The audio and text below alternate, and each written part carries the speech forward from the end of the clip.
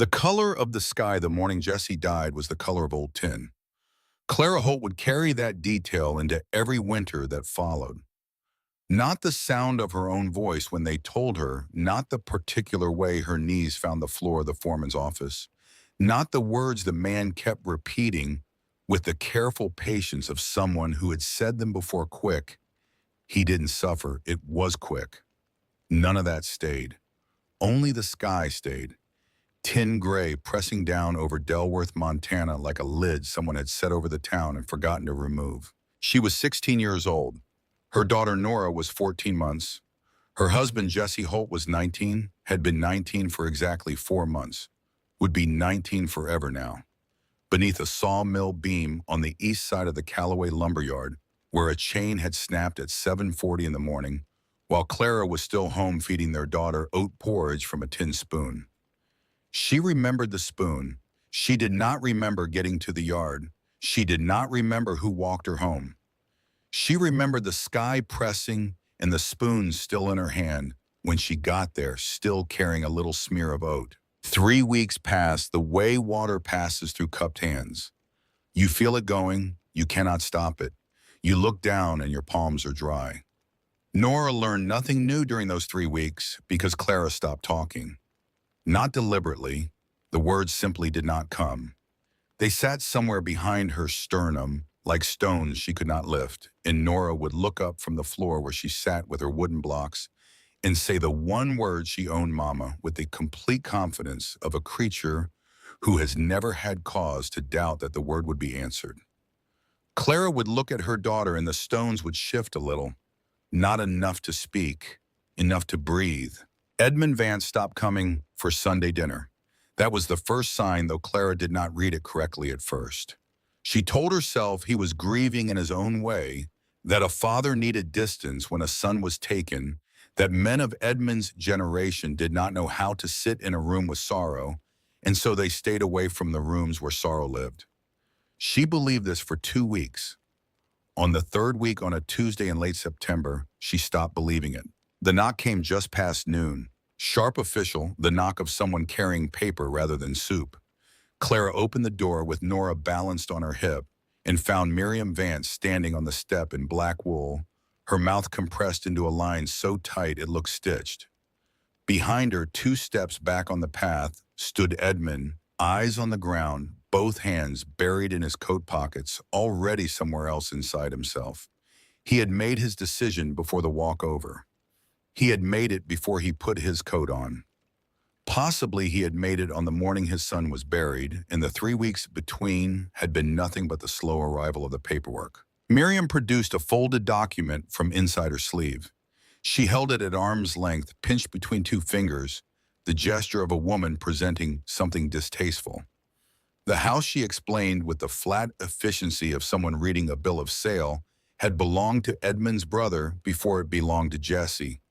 It was Vance family property. It had always been Vance family property. Clara wore the name for 11 months, and that was not the same thing as earning it. Clara felt the words land the way cold water lands sudden total taking the breath before the cold sets in. I'm a Vance, she managed, the stones in her chest shifting. Miriam's expression did not alter. You're a tenant farmer's daughter who married my son before she turned 15. You wore the name. You did not earn it. The distinction was delivered without heat, which made it worse. Heat would have meant something was still alive in the transaction. This was already settled. This had been settled for weeks while Clara was feeding her daughter oat porridge in waiting for herself to come back. She tried once more, the last attempt a person makes before they understand that further attempts are not the point. Nora is your granddaughter. The 2-word sentence landed in the space between them. For a fraction of a second, less than a breath, less than a blink, the kind of moment you could only be certain of if you'd been watching for it, something moved behind Miriam Vance's eyes. It was not softness exactly. It was the shadow of softness, the outline of a feeling that had been present once and been overruled. Then it was gone, sealed over so completely that Clara might have imagined it. By sundown, Miriam said. She returned the document to her sleeve. Edmund did not look up.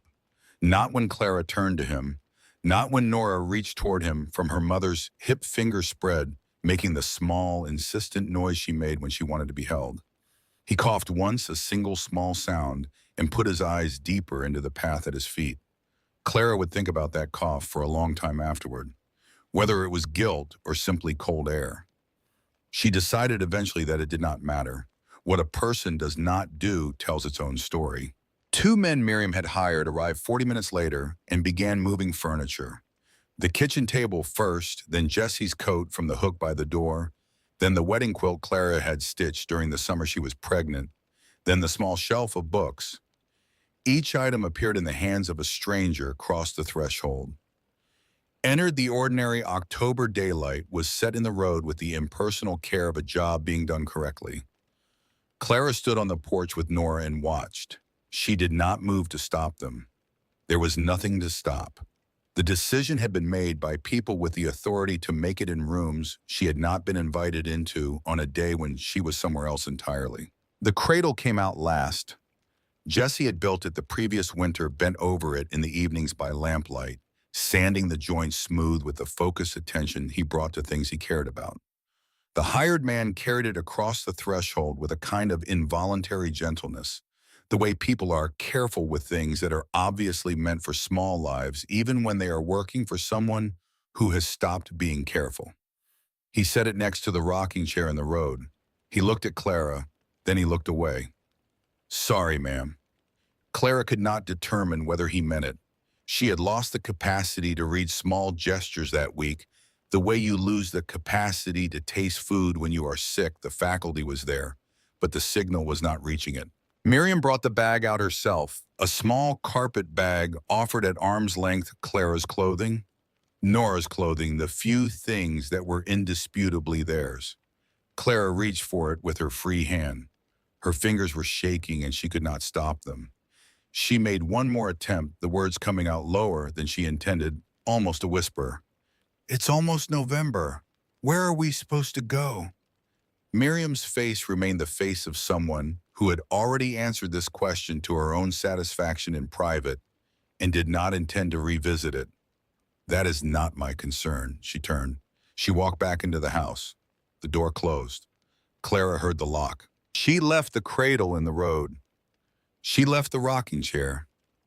She left every piece of wood Jessie had shaped with his hands, every object that still held the shape of a life they had been building together for 11 months. She picked up the carpet bag, shifted Nora to a more secure position on her hip, and walked toward town carrying 93 cents in the pocket of her work apron and the particular weight of a 16-year-old who has just discovered that grief by itself is not the worst thing available to her. The town knew before she arrived. This became apparent within the first 100 yards of Main Street in the way curtains moved at the Peaton place without any face appearing to justify the movement, in the way the door to the Calder house, which had been open that morning when Clara walked past on her way to the general store, was now latched shut. Miriam Vance had walked through Delworth that morning and performed a different kind of announcement, and the town had arranged itself accordingly. Clara walked its main street with the sensation of moving through a space that had been recently evacuated, doors closing, just ahead of her windows, filming over with the deliberate inattention of people who have decided not to see something. Beatrice Marsh saw her coming from the doorway of the general store, 3 generations of Marsh family commerce, the kind of establishment that had its own gravity in a town this size. Beatrice was 54 years old, wore navy blue on every day of her life that Clara had ever witnessed, maintained a voice like a brass instrument in a small room.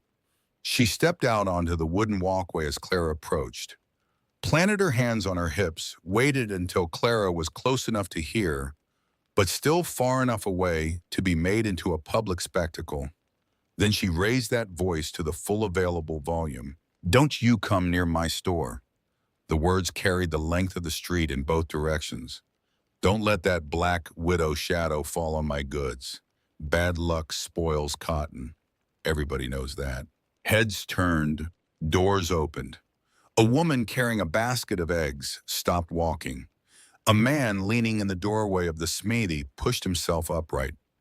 A boy of about 13 standing near the hitching post bent down without taking his eyes off Clara and picked up a stone from the ground. Clara saw him do it. She watched the whole sequence, the crouch, the selection, the weight of the stone tested in the palm, the decision forming on his face. His name was Joseph Marsh. He was Beatrice's son. He threw the stone. It struck her shin with a sound she heard before she felt it, a dull crack of impact, and a sound escaped her throat. Small, involuntary. Not quite a cry, the sound a person makes when the body responds before the will can intervene. Two other boys laughed. No adult said stop. The voice that spoke came from across the street, low and purposeful. The voice of a man who had already decided what he was going to do before he opened his mouth. Reverend Samuel Cross was 59 years old, white-haired, slightly stooped in the way of men who were very tall when young and learned gradually to accommodate doorways. He wore the same black coat in October that he wore in May. He had officiated at the marriage of Jessie Holt and Clara Briggs the previous November on a Sunday afternoon when the lilacs outside the church windows were just beginning to close for the season. He crossed the street now with the long strides of someone who had done hard physical labor before he did the Lord's, which in his case had been true 12 years of ranch work before the call found him at 31. He positioned himself between Clara and the boys. Joseph Marsh dropped that stone.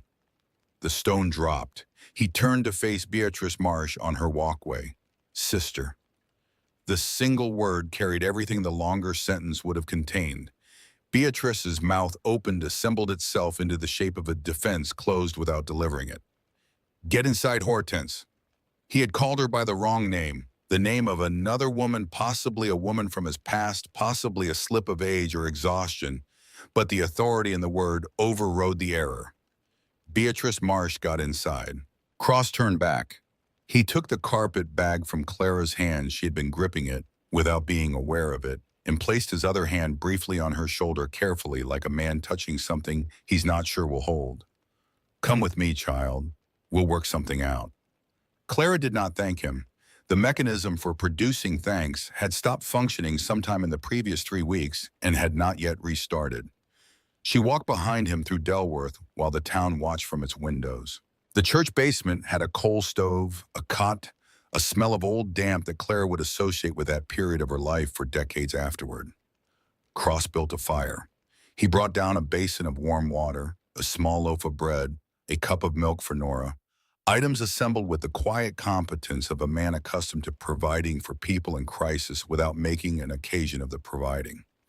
He told her she would sleep there that night, and when she said she couldn't pay him, he looked at her with the mild patience of someone who finds a sentence grammatically correct but logically irrelevant. She told him about the stone hitting her shin.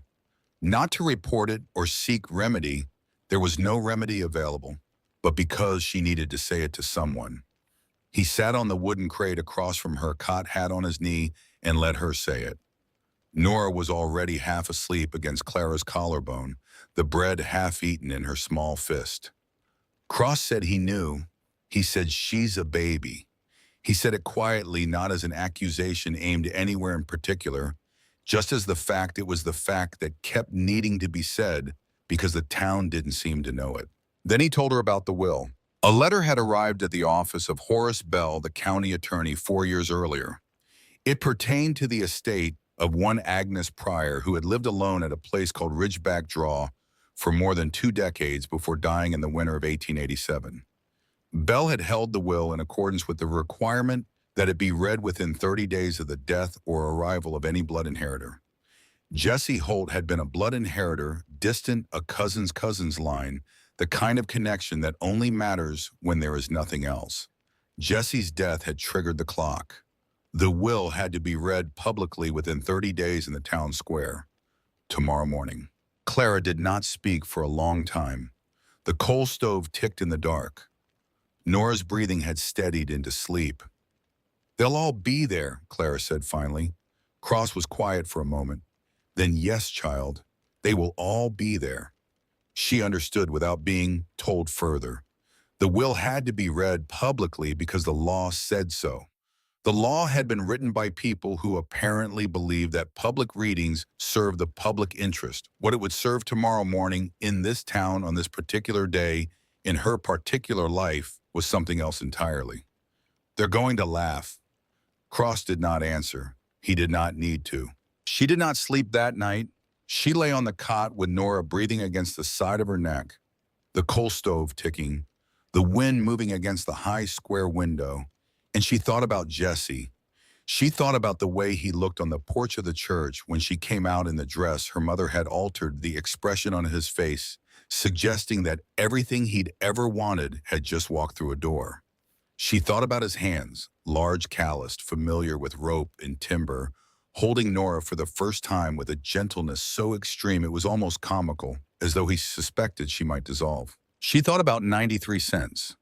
What 93 cents purchased in Delworth, Montana, in the year of our Lord, 1891, half a sack of flour if you knew the miller well enough to negotiate, a spool of thread, a paper of needles. One night in the room above the saloon on Copper Street, if a woman were that kind of woman, which she was not. It did not buy a roof. It did not buy a winter. It did not buy a future for a 14-month-old girl whose father was 3 weeks in the ground. Clara placed her palm flat on Nora's small back and felt the rhythm of her breathing, in, out, in, out. The reliability of it was the only fact she could locate that night that had no shadow over it. Whatever came in the morning, whatever the town said, whatever it laughed at this rhythm, would continue. She made herself a promise in the dark, not aloud, not in words exactly, more in the grain of the certainty itself this child would keep breathing. Everything else was negotiable. This was not. The square was full by 10 o'clock on a Wednesday morning that should have found its people elsewhere. Farmers with their stock wives at their wash tubs, children at the schoolhouse on Hill Street. They were here instead because in a town of 300 souls, public theater draws a crowd regardless of the day of the week. And the theater that morning featured a 16-year-old widow with a child on her hip. Cross walked beside Clara with his hand at her elbow, steady wearing his Sunday coat. He had shaved. The deliberateness of these preparations, the coat, the shaving, told her that he had understood exactly what this morning would be and had dressed for it the way a man dresses when he intends to be present for something hard.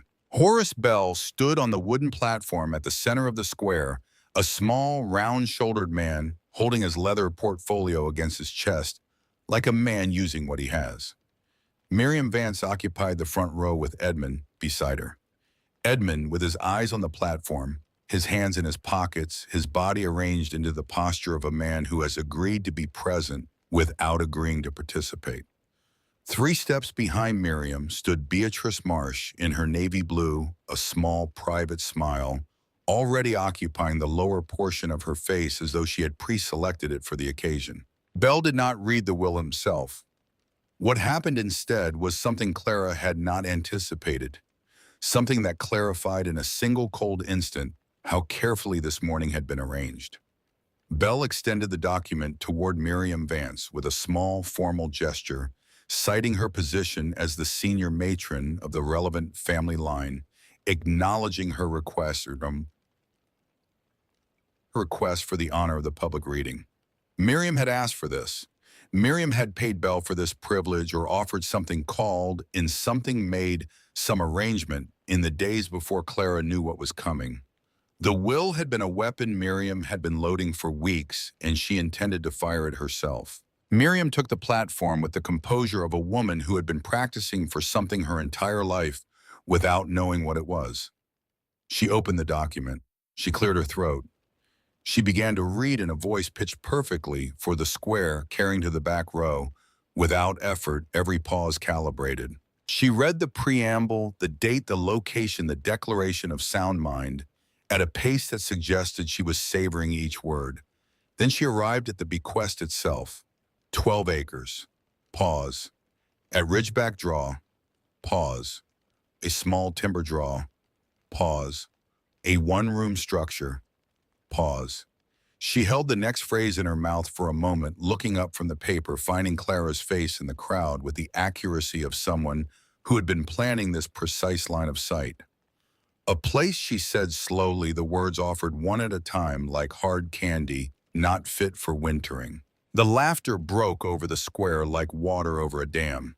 It was not polite laughter, not the restrained variety people produce when they are uncertain whether they have permission.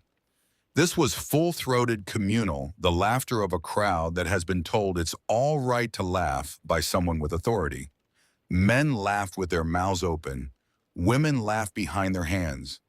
From somewhere in the crowd, a man's voice. Land. She inherited wind. Another voice younger. A widow's wind farm. Beatrice Marsh laughed loudest, her brass bell voice distinctive above the rest, her shoulders shaking with what looked like genuine delight. Miriam smiled. It was the smile of a woman who had prepared this moment carefully and found that the preparation had paid off.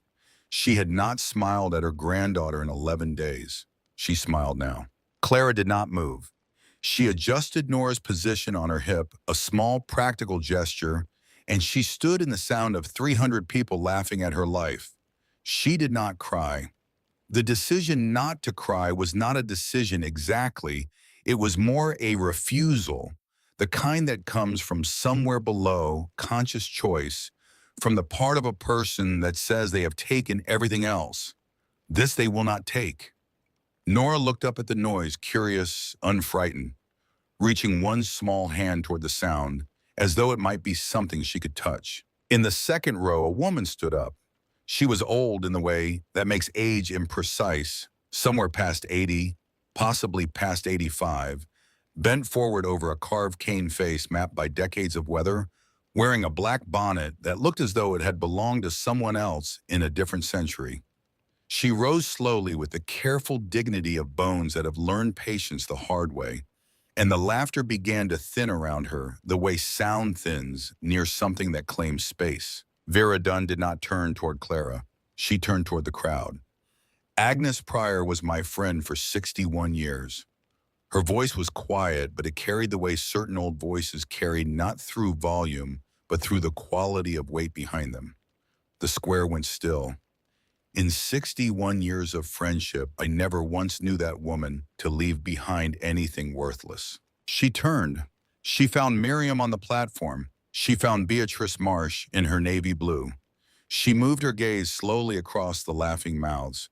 "You ought to be careful," she said, the sentence simple enough to mean exactly what it said about what you laugh at. Then she turned back, tapped her cane twice on the boards, and walked out of the square without looking at anyone. Her departure was not dramatic. It was worse than dramatic because it was entirely without performance. A woman who had said what needed saying and was finished. Nobody laughed after she left, not for a long moment. The absence of laughter felt different from silence. It felt like something being reconsidered. Miriam recovered first. She offered a small, controlled laugh. The sound of someone reasserting the terms of the room folded the document, said brightly that whatever the old woman imagined, the fact remained that Clara had inherited 12 acres of frozen uselessness. She stepped down from the platform. She did not look at Clara as she passed. Clara was no longer looking at Miriam. She was looking at the empty space where Vera Dunn had stood, and inside her chest, in the place where everything had been cold ash for 3 weeks, something small had shifted. Not heat yet. The memory of heat. The shape of a space where heat might return. Bell handed her the deed on the platform. The law required it be delivered to the inheritor in person in public, and so he did it there in the square with everyone watching, pressing the document into her hands with the expression of a man fulfilling an obligation he finds personally embarrassing. "Mrs. Holt." He kept his voice low, close meant only for her. "There is a wagon driver, a man named Hollis. He makes the run between here and Ridgeback Draw on the first Wednesday of each month. He is in town today if you find yourself interested." She nodded. Hollis charged 50 cents for the one-way trip. She had 93. "Thank you."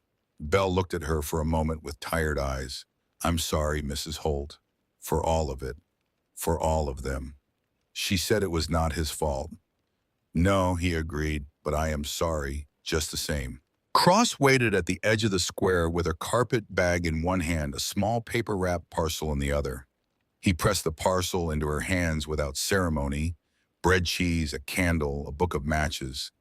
The inventory of what a man with limited resources and genuine intention puts together for someone he cannot otherwise help. Clara held it against her chest with her free arm, Nora on the other hip, the deed folded into the bag, and it struck her that this small parcel was currently, in practical terms, most of what stood between her daughter and nothing. Before she walked away, Cross said something she carried with her. He chose his words with the care of a man who understands the difference between comfort and truth, who knows that the former often destroys the latter. He had known Agnes Pryor a little, he said briefly, when he was young, before he took the pulpit. He believed the old woman was right. Agnes Pryor was not a fool. He had never known a fool to survive 24 winters alone in a draw on the Montana plain.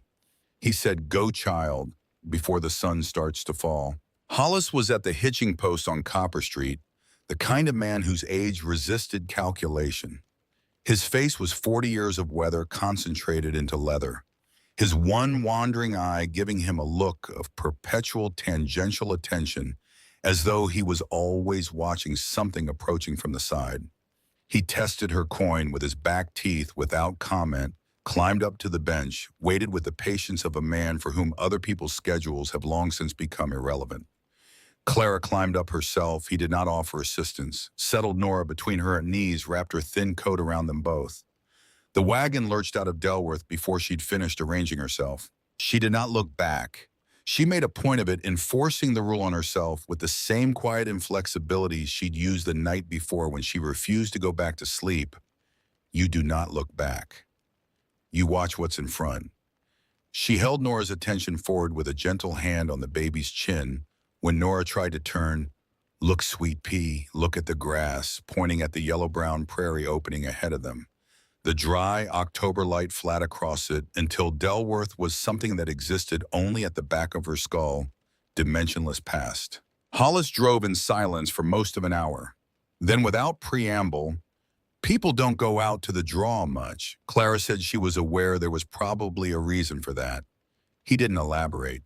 She didn't ask. Nora fell asleep between Clara's knees with the complete ease of someone who has decided the current situation is sufficient. The prairie rolled past yellow grass, brown grass, the high October sky going the color of old paper as the afternoon wore on. The land began to change around them. The flat broke.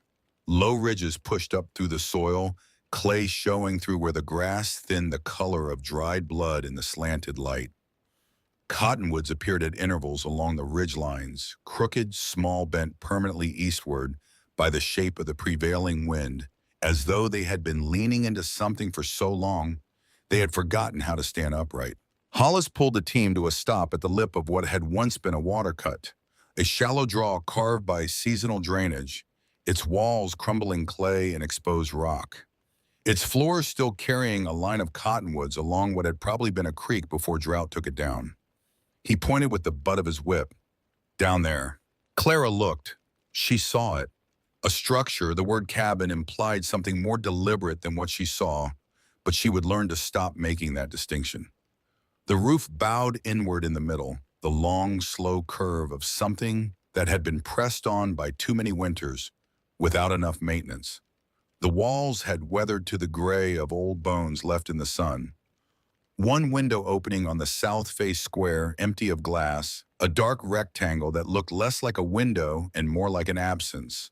No smoke from the chimney, no light, no sign of anything living. Hollis dropped her bag off the back of the wagon. He dropped the parcel from Cross. He did not climb down. He told her he came back on the first Wednesday of December, and if she was still there, $3 would take her back to town. She said she would not have $3.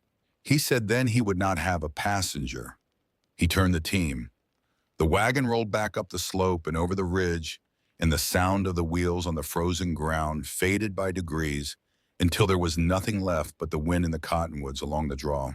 Clara stood at the lip with Nora awake now on her hip, looking around at the unfamiliar landscape, with the empirical interest of a child who has not yet learned to sort new places into safe and not safe. Nora pointed at the cottonwoods. Then she looked at her mother's face. Then she said with the absolute confidence of someone making a factual statement, "Mama." "That's right, baby." Clara shifted her grip, picked up the bag. "Let's go down." The door had warped shut in 4 winters of non-use. It took her shoulder twice, then a third time with her weight behind it, the wood scraping on the frame, with the prolonged complaint of something that has been sealed for a long time. The smell came out before the light of old ash, old wood, the particular absent smell of a space where nothing has lived or burned or been warm in years.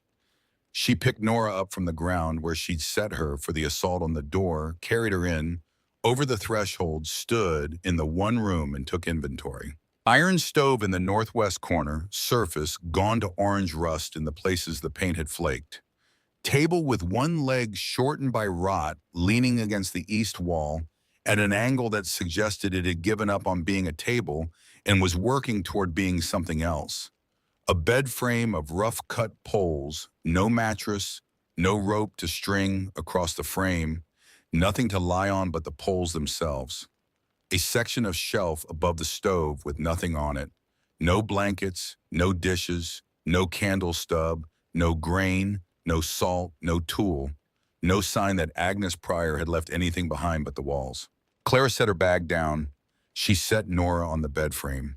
She lit the candle from Cross's parcel with one of his matches and stood the stub in its own wax on the broken table. She broke the bread and gave Nora the larger half. The light from the candle was enough to see the whole room, which was not a large room.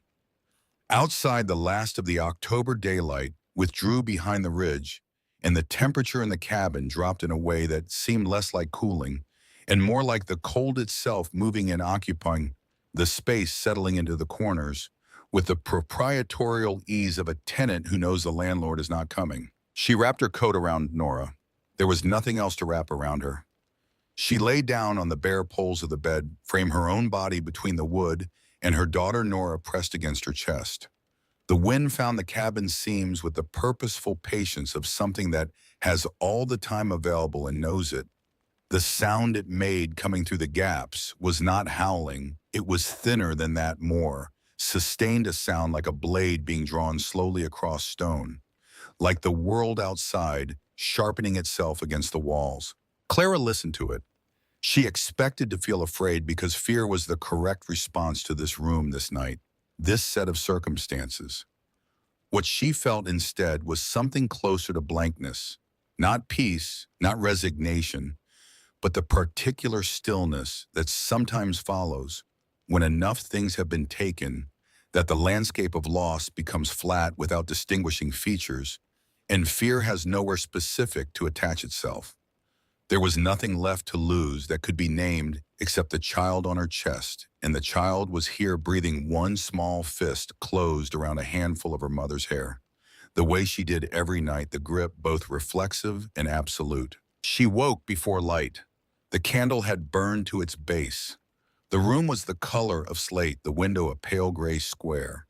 The stove had never been lit. She had not lit it because she had nothing to light it with. The cabin held no wood, no kindling, no newspaper, nothing that would have taken a match's flame. She had survived the night through body heat alone, her own mass wrapped around Nora's smaller mass, the poverty of the arrangement stark in the morning cold. Nora was already awake, sitting up on the bed frame, looking across the room with the fixed attention of someone who has noticed something worth noticing. She was not looking at the door. She was not looking at the window. She was looking at the far corner of the room near the stove, where the floorboards were arranged in the same basic pattern as everywhere else in the room, except that they were not quite the same. Clara lifted herself upright, her back reporting the night on the bare poles with thoroughness. "What do you see, sweet pea?" Nora pointed the gesture of a toddler, the whole arm and index finger extended with the certainty of someone delivering intelligence. She pointed at the corner near the stove. Clara crossed the room barefoot on the cold boards. She knelt. She looked at the planks in the corner, and what she saw was something she might not have noticed if she had not been looking for it. Because it was subtle, the wood was the same weathered gray as the rest of the floor, the same width of plank, the same approximate age. But the grain of the boards ran in at a slightly different angle than their neighbors. The ends where they met the wall had been cut differently. She pressed one board with the flat of her palm and felt through the wood the hollow answer of empty space beneath. She tapped it with her knuckle.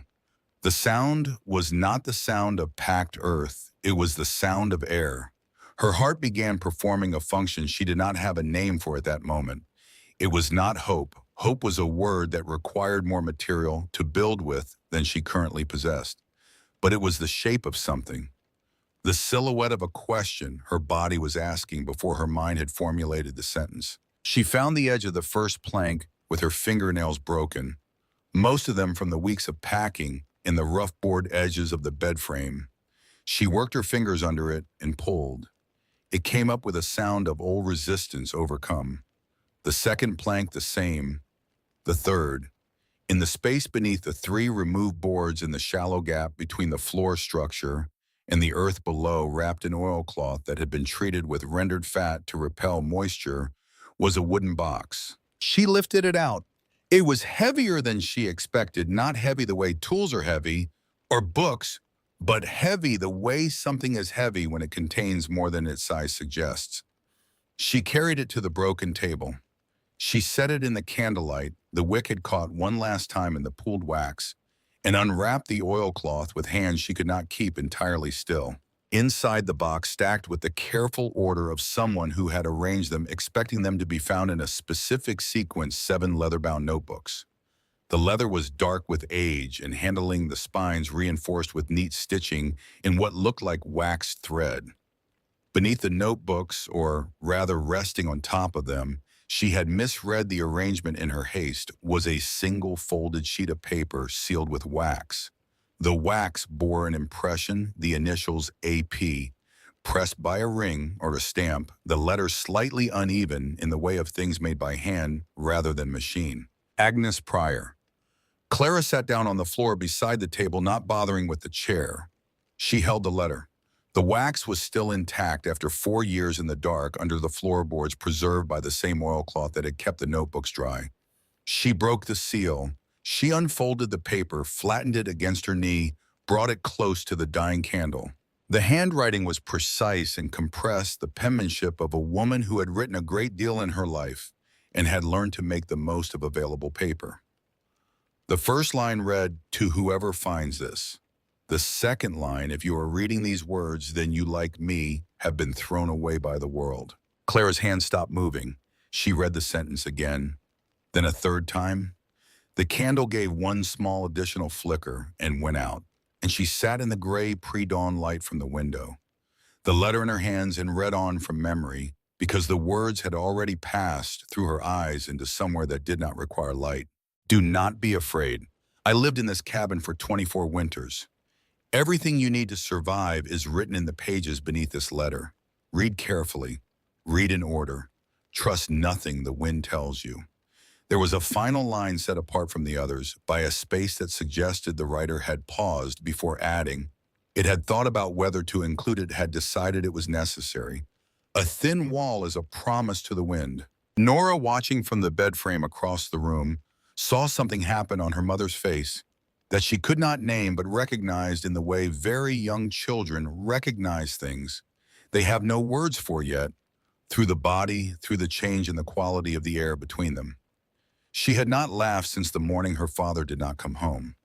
She laughed now, a single surprise sound, high and clear, ringing against the weathered walls of the cabin like a bell someone had forgotten was there.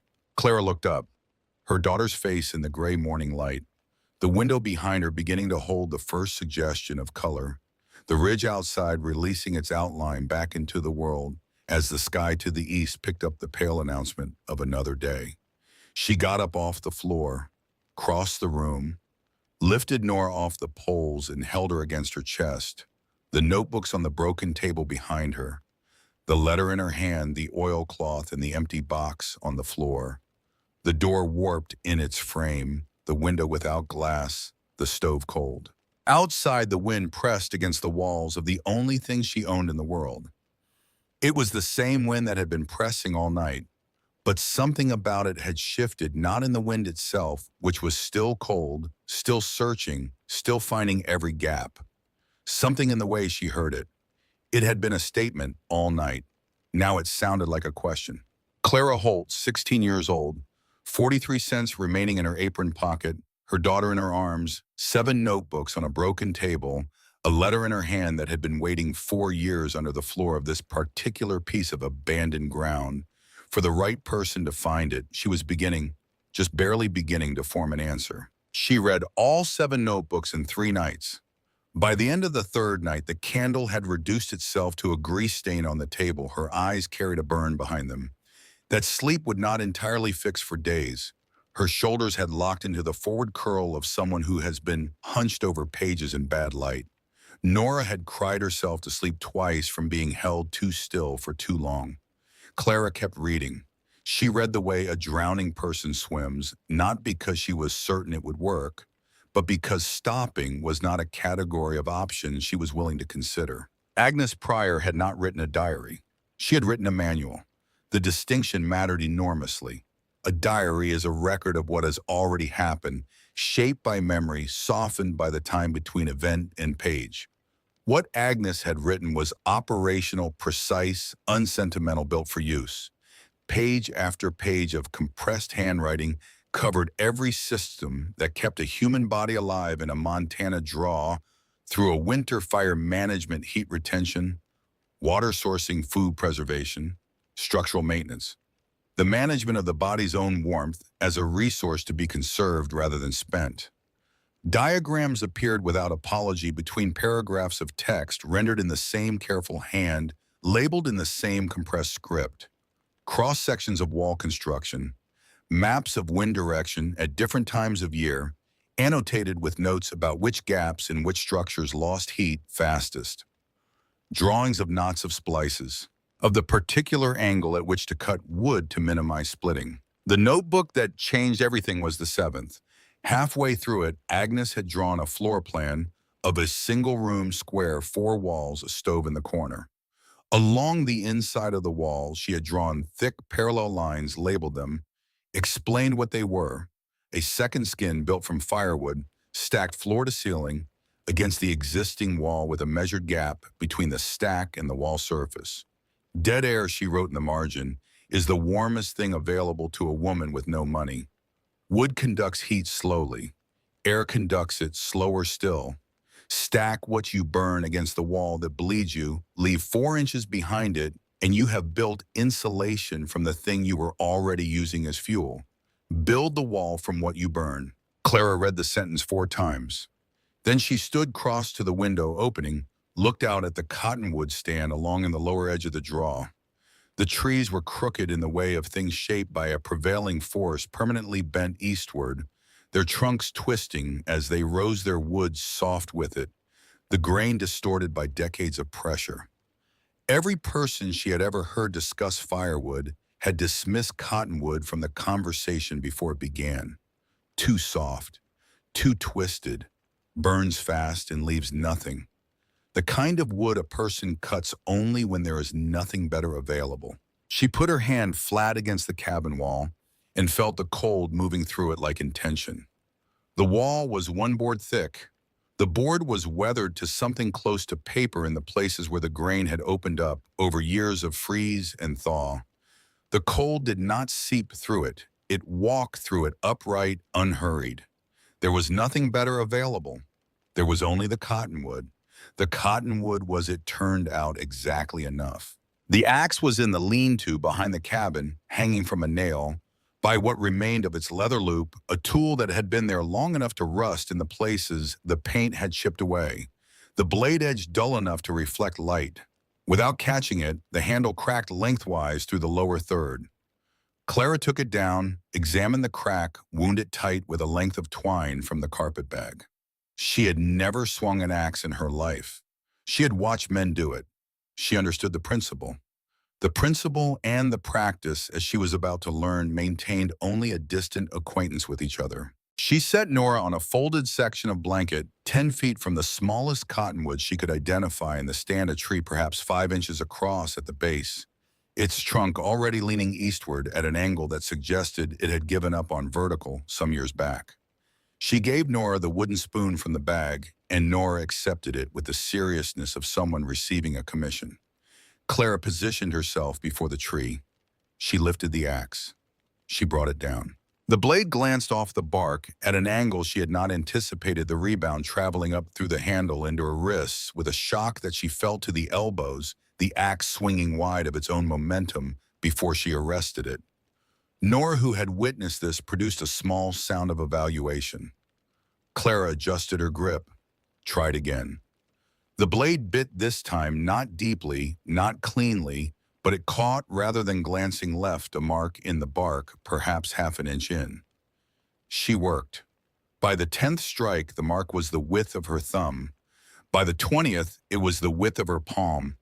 By the 40th, the wood beneath the bark was exposed in a wedge, the white interior grain startling against the gray outer surface, the smell of cut wood releasing into the cold air, a smell that was, despite everything, clean. Her palms opened up around the 40th strike.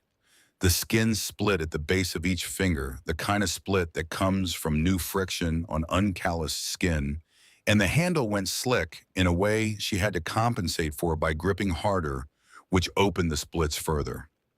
She noticed this calibrated, it continued. Nora had exhausted the spoon's entertainment value and had moved on to expressing a sustained low-grade unhappiness about the temperature, the duration of the project, the absence of food, the general state of affairs. Clara stopped cross to her, sat down on the frozen ground with the cottonwood at her back, and held her daughter while the wind came through the draw. It was at that moment, sitting in the dirt with a crying baby and bleeding hands, in a tree that was less than a quarter felled, that a thought arrived which was more honest than comfortable. I cannot do this. She let the thought stand. Then beside it, she placed the other thought, the one that had been there since the basement of Cross's church. I have to do this. She examined both. She stood up, settled Nora back on the blanket, picked up the axe, and drove it into the notch. The first tree took 2 days. When it fell, the long, reluctant groan of something that had been standing for 30 years, finally releasing its argument with the gravity, the soft thud of it meeting the frozen ground.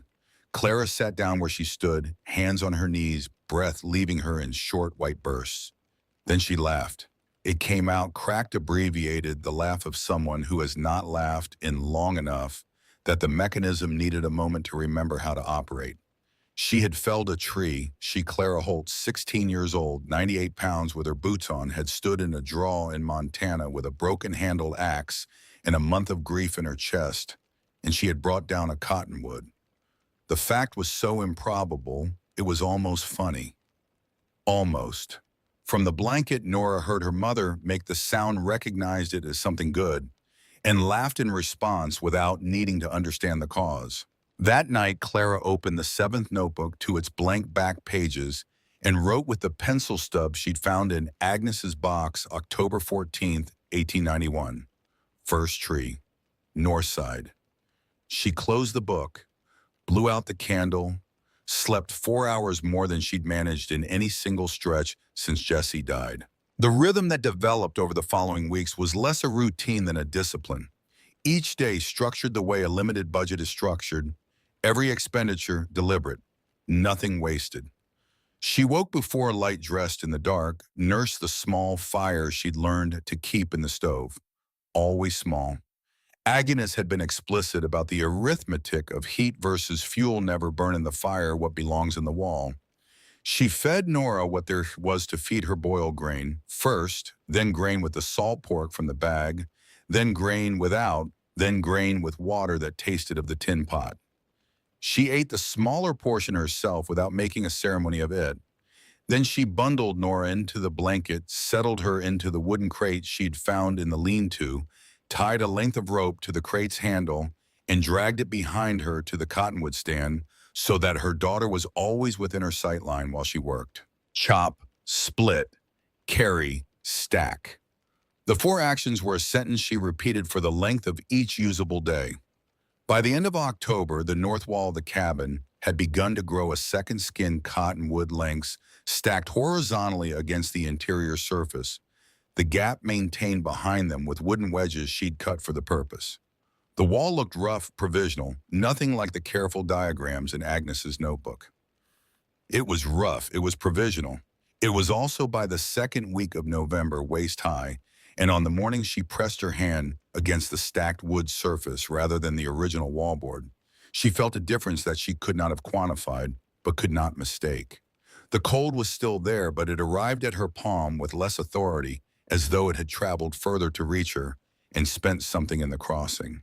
The shoulder-high mark came on a Tuesday in the third week of November, the same day the first real cold descended from the north, not the modest cold of October, which was inconvenient, but the structural cold of a Montana winter.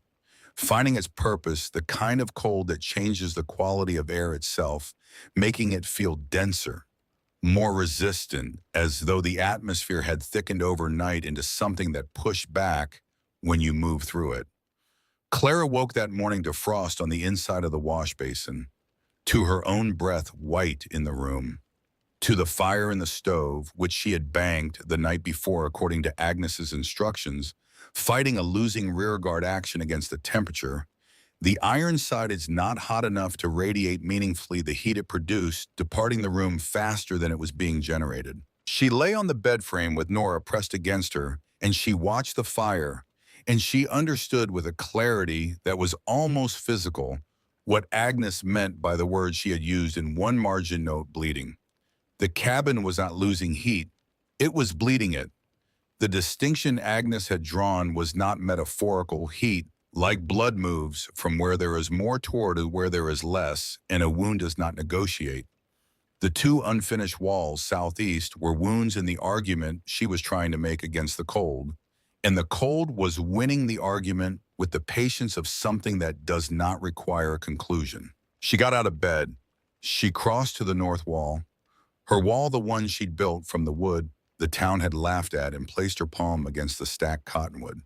The difference was still there, smaller than she'd hoped, larger than nothing. 1 degree, possibly 2, preserved in that narrow gap of dead air behind the wood. In the context of warmth she had grown up taking for granted, this would have registered as trivial. In the context of a cabin at 4 in the morning in a Montana November, it registered as a difference between a question that still had an answer and one that did not.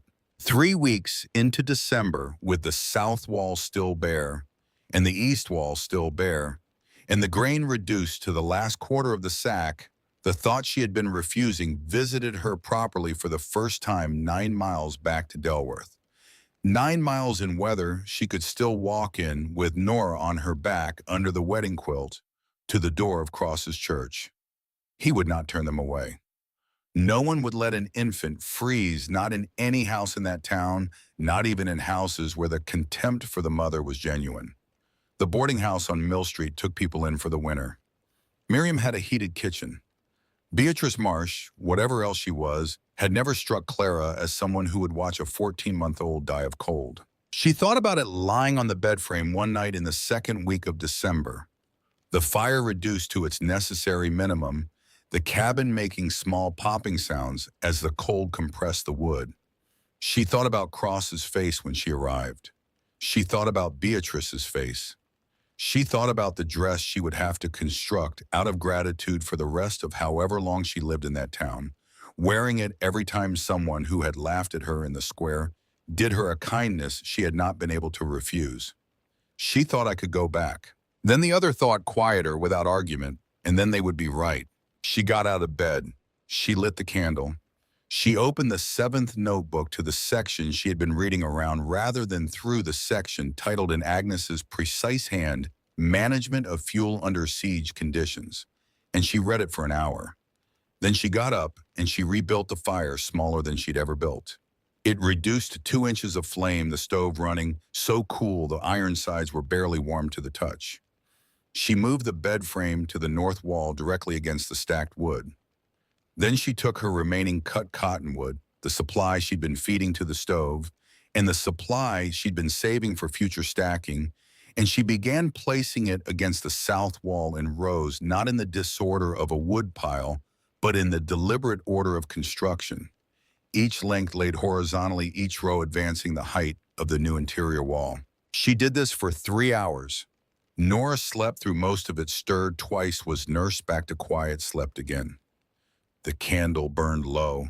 Clara's back ached with the particular insistence of a body that has been performing the same motion for too long in cold air. At the end of the 3rd hour, she stood in the center of the room and looked at what she had made, the space reduced by the width of stacked wood on 2 additional sides. The room smaller now, noticeably smaller, the ceiling feeling lower in proportion, though it had not moved. The fire was still at 2 inches. The room was still cold. But the cold was not the same cold. It was not arriving in sheets anymore. It was arriving through gaps, specific locatable gaps, points of failure she could address one by one. The fire had stopped fighting and started being enough. Clara sat on the floor. She pressed her face into her hands and cried for the first time since the morning the sky was tin-colored, and the crying was not grief. It was the physical release of a body that has been bracing against a force and has just discovered the force is not quite as absolute as it appeared. He came on a Sunday in late January, the sound of his horse reaching the cabin before he did, slow hoofbeats on ground frozen to the consistency of iron, the creak of saddle leather in cold air, sounds she had not heard since Hollis's wagon disappeared over the ridge 3 months earlier. Clara was outside splitting what remained of a large section of trunk Nora in the crate nearby, watching with the focused attention she had recently developed for anything involving tools. Clara heard the horse and stopped. She did not put down the axe. She adjusted her grip on it. The man who came around the cottonwood stand was old in the way that made most other descriptions of age seem approximate. Tall, angular, carrying very little flesh over the architecture of his bones, a white beard grown long enough to tuck into the collar of a wool coat that appeared to predate the most recent war by some margin. He rode with the ease of someone for whom sitting a horse had become over decades simply a way of being upright. His eyes, when they found her, were the pale, washed-out blue of sky seen through ice. He stopped. She stopped. 30 feet of frozen ground between them.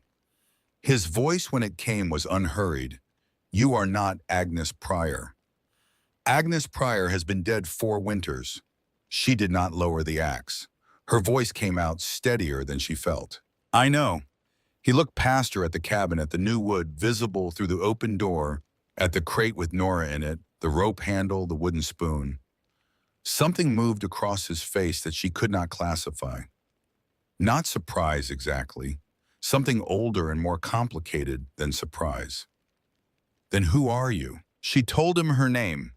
He registered the Holt without visible reaction, which meant either he didn't know the name or had decided not to show what he knew.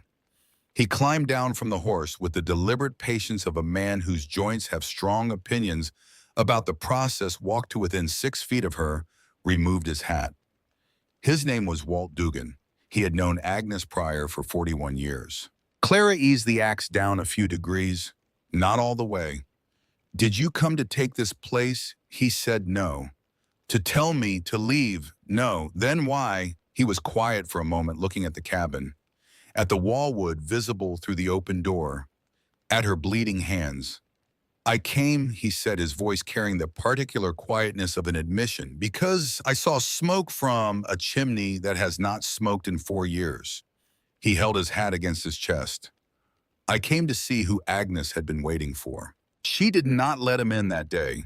She was 16 years old with a baby and no neighbors within range of a human voice, and she had been thrown out of one house already by people she had trusted, and she did not yet have the information required to trust this man or anyone who arrived at her door unannounced. She told him there was a creek 1.5 miles east. He nodded as though this was a reasonable response to the situation. He said he lived there, had for a long time.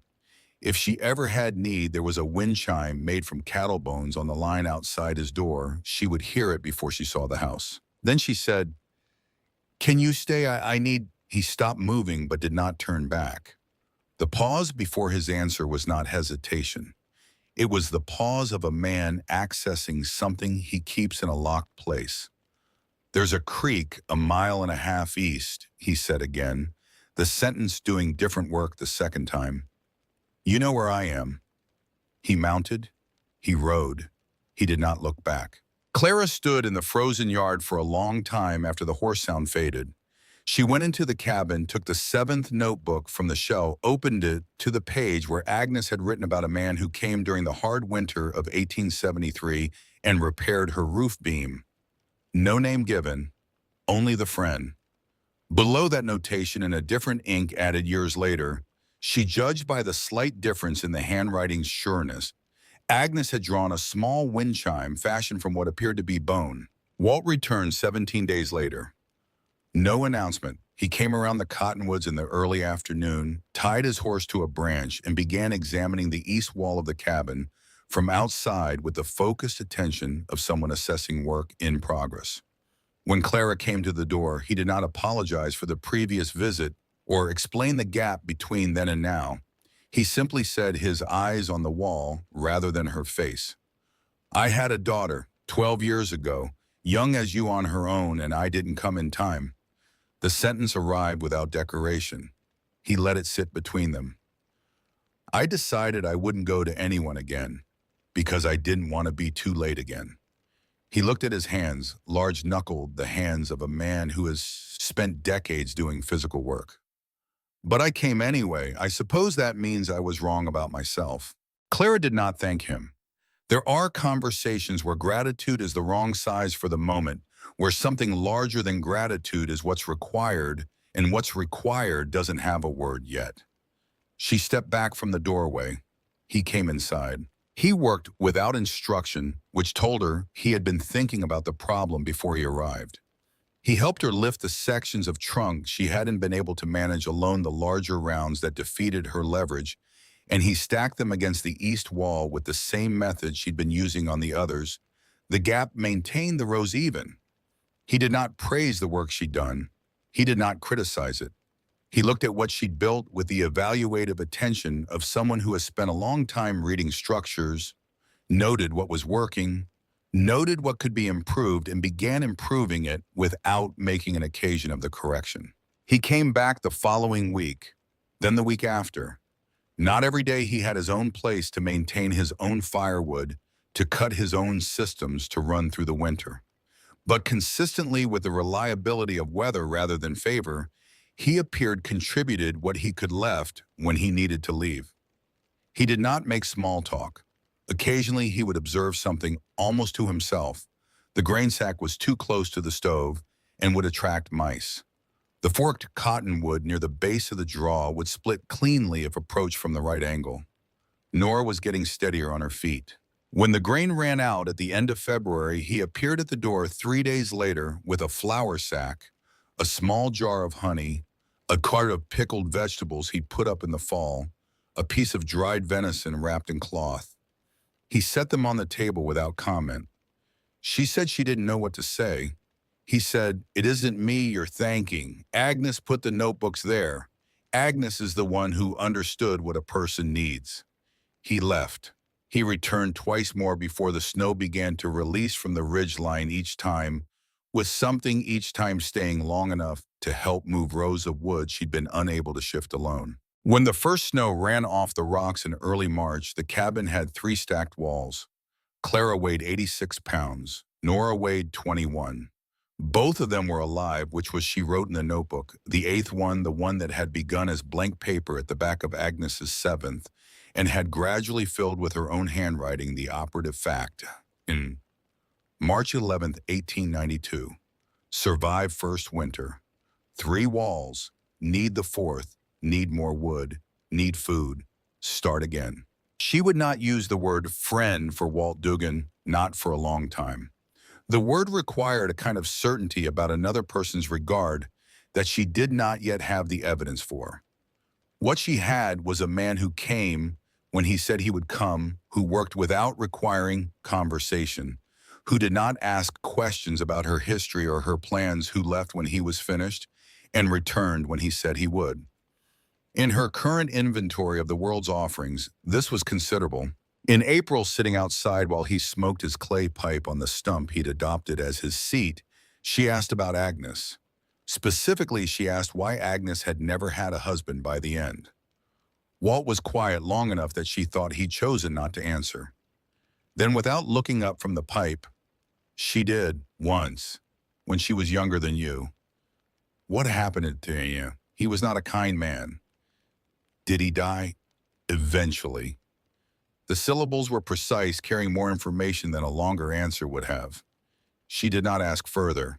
After another long silence, he added unprompted, "She came here at 23, alone with nothing." They laughed at her too. They did, for about 10 years. What happened after 10 years? They stopped laughing.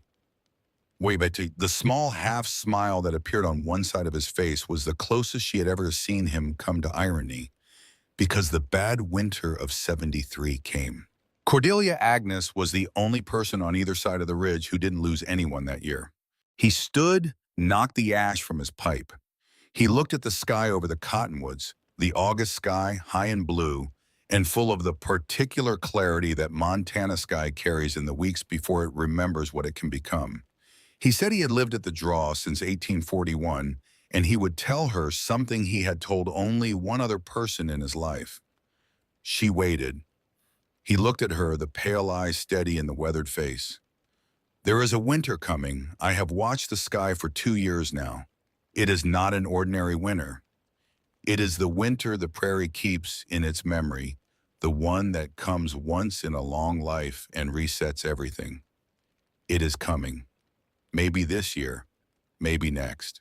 She asked how he knew. The same way Agnes knew things. From the skiing, from the way the animals are moving, from the way the wind sits on certain days too quiet like something holding its breath. He put his hat on. "Build your fourth wall, Clara. Build it before the leaves turn." He walked to his horse. She watched him go, the words settling into her like a slow, cold current. She opened the notebook that evening to a new page and wrote August 1892. "Walt says a hard winter is coming. He is not a man who says things without reason." She closed the book. Ruth Calder walked into the draw on a morning in late August with her 8-month-old son tied to her back in a length of cloth in a carpet bag over one shoulder that was thinner than the one Clara had carried a year earlier. She stopped at the lip of the draw and called down, "Are you Clara Holt?" She stopped there, not yet descending, not yet certain of her welcome. Clara set her axe down. She had become in the past year a person who measures things before responding, who assesses the weight and nature of a situation before committing to an answer. She looked at Ruth Calder from the base of the draw, a woman perhaps 24 years old, perhaps 25, with the particular exhaustion around the eyes that Clara recognized because she saw a version of it in the blade of the knife she used to shave soap, the one surface in the cabin reflective enough to function as a mirror. Tired in the specific way of someone who has been carrying more than weight. Ruth's husband had died the previous month at the mill. Her brother-in-law had claimed the house within the week.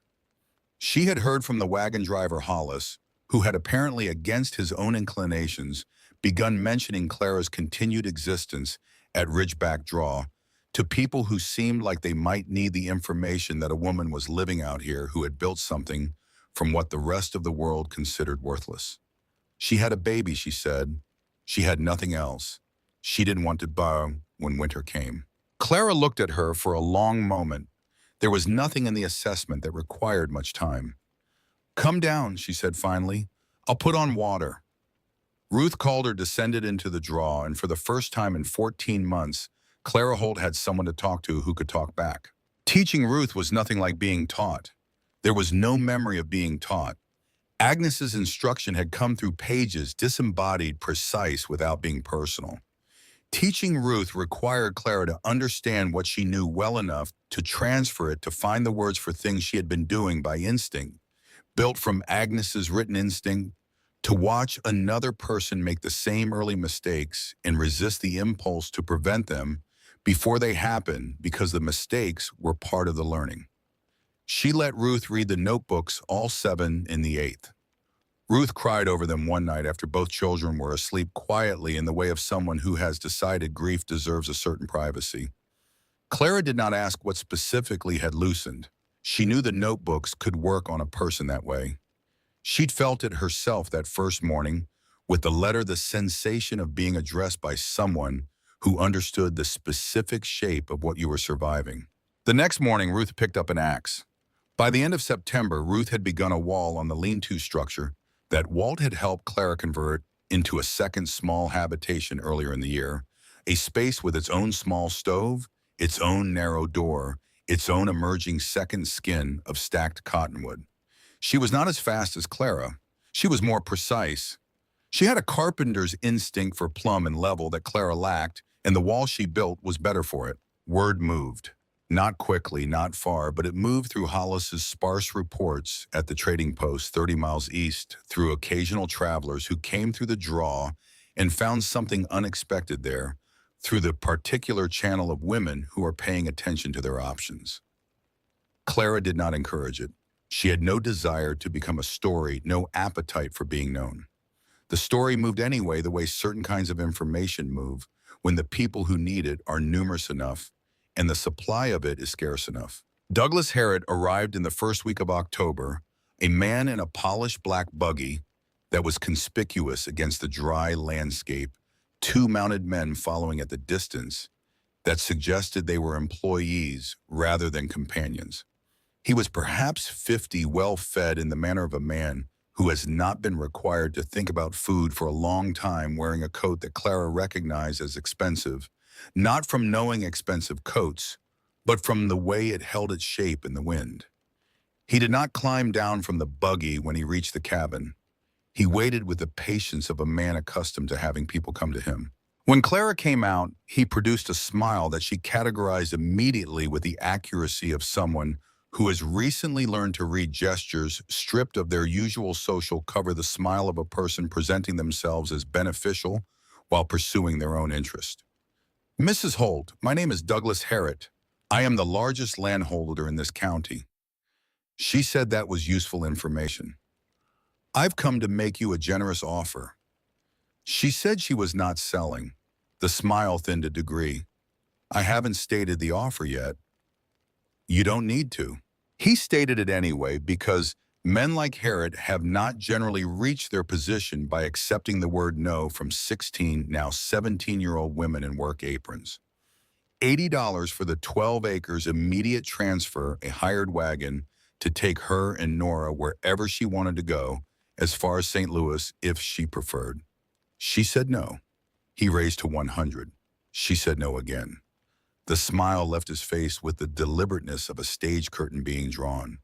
What replaced it was not anger. It was closer to the careful attention of a man recalibrating, taking new measurements, reassessing the terrain. "Do you know," he said, the register dropping the words, arriving with more space between them, "why no one in this county has ever wanted this property?" She did not answer. She waited because the sentence was not finished. "My father tried to purchase this land 30 years ago from the woman who lived here before you, Agnes Pryor. She refused him. He let this land. My father burned this cabin to the ground." He paused. 3 times, Mrs. Holt. 3 separate occasions he burned it to convince her to sell. 3 times she rebuilt with her own hands. He looked past her at the cabin, at the wall construction, visible through the open door, the double skin, the gap, the careful architecture of something built to resist. He died disappointed, but I am a patient man and I am not my father. He nodded to the driver.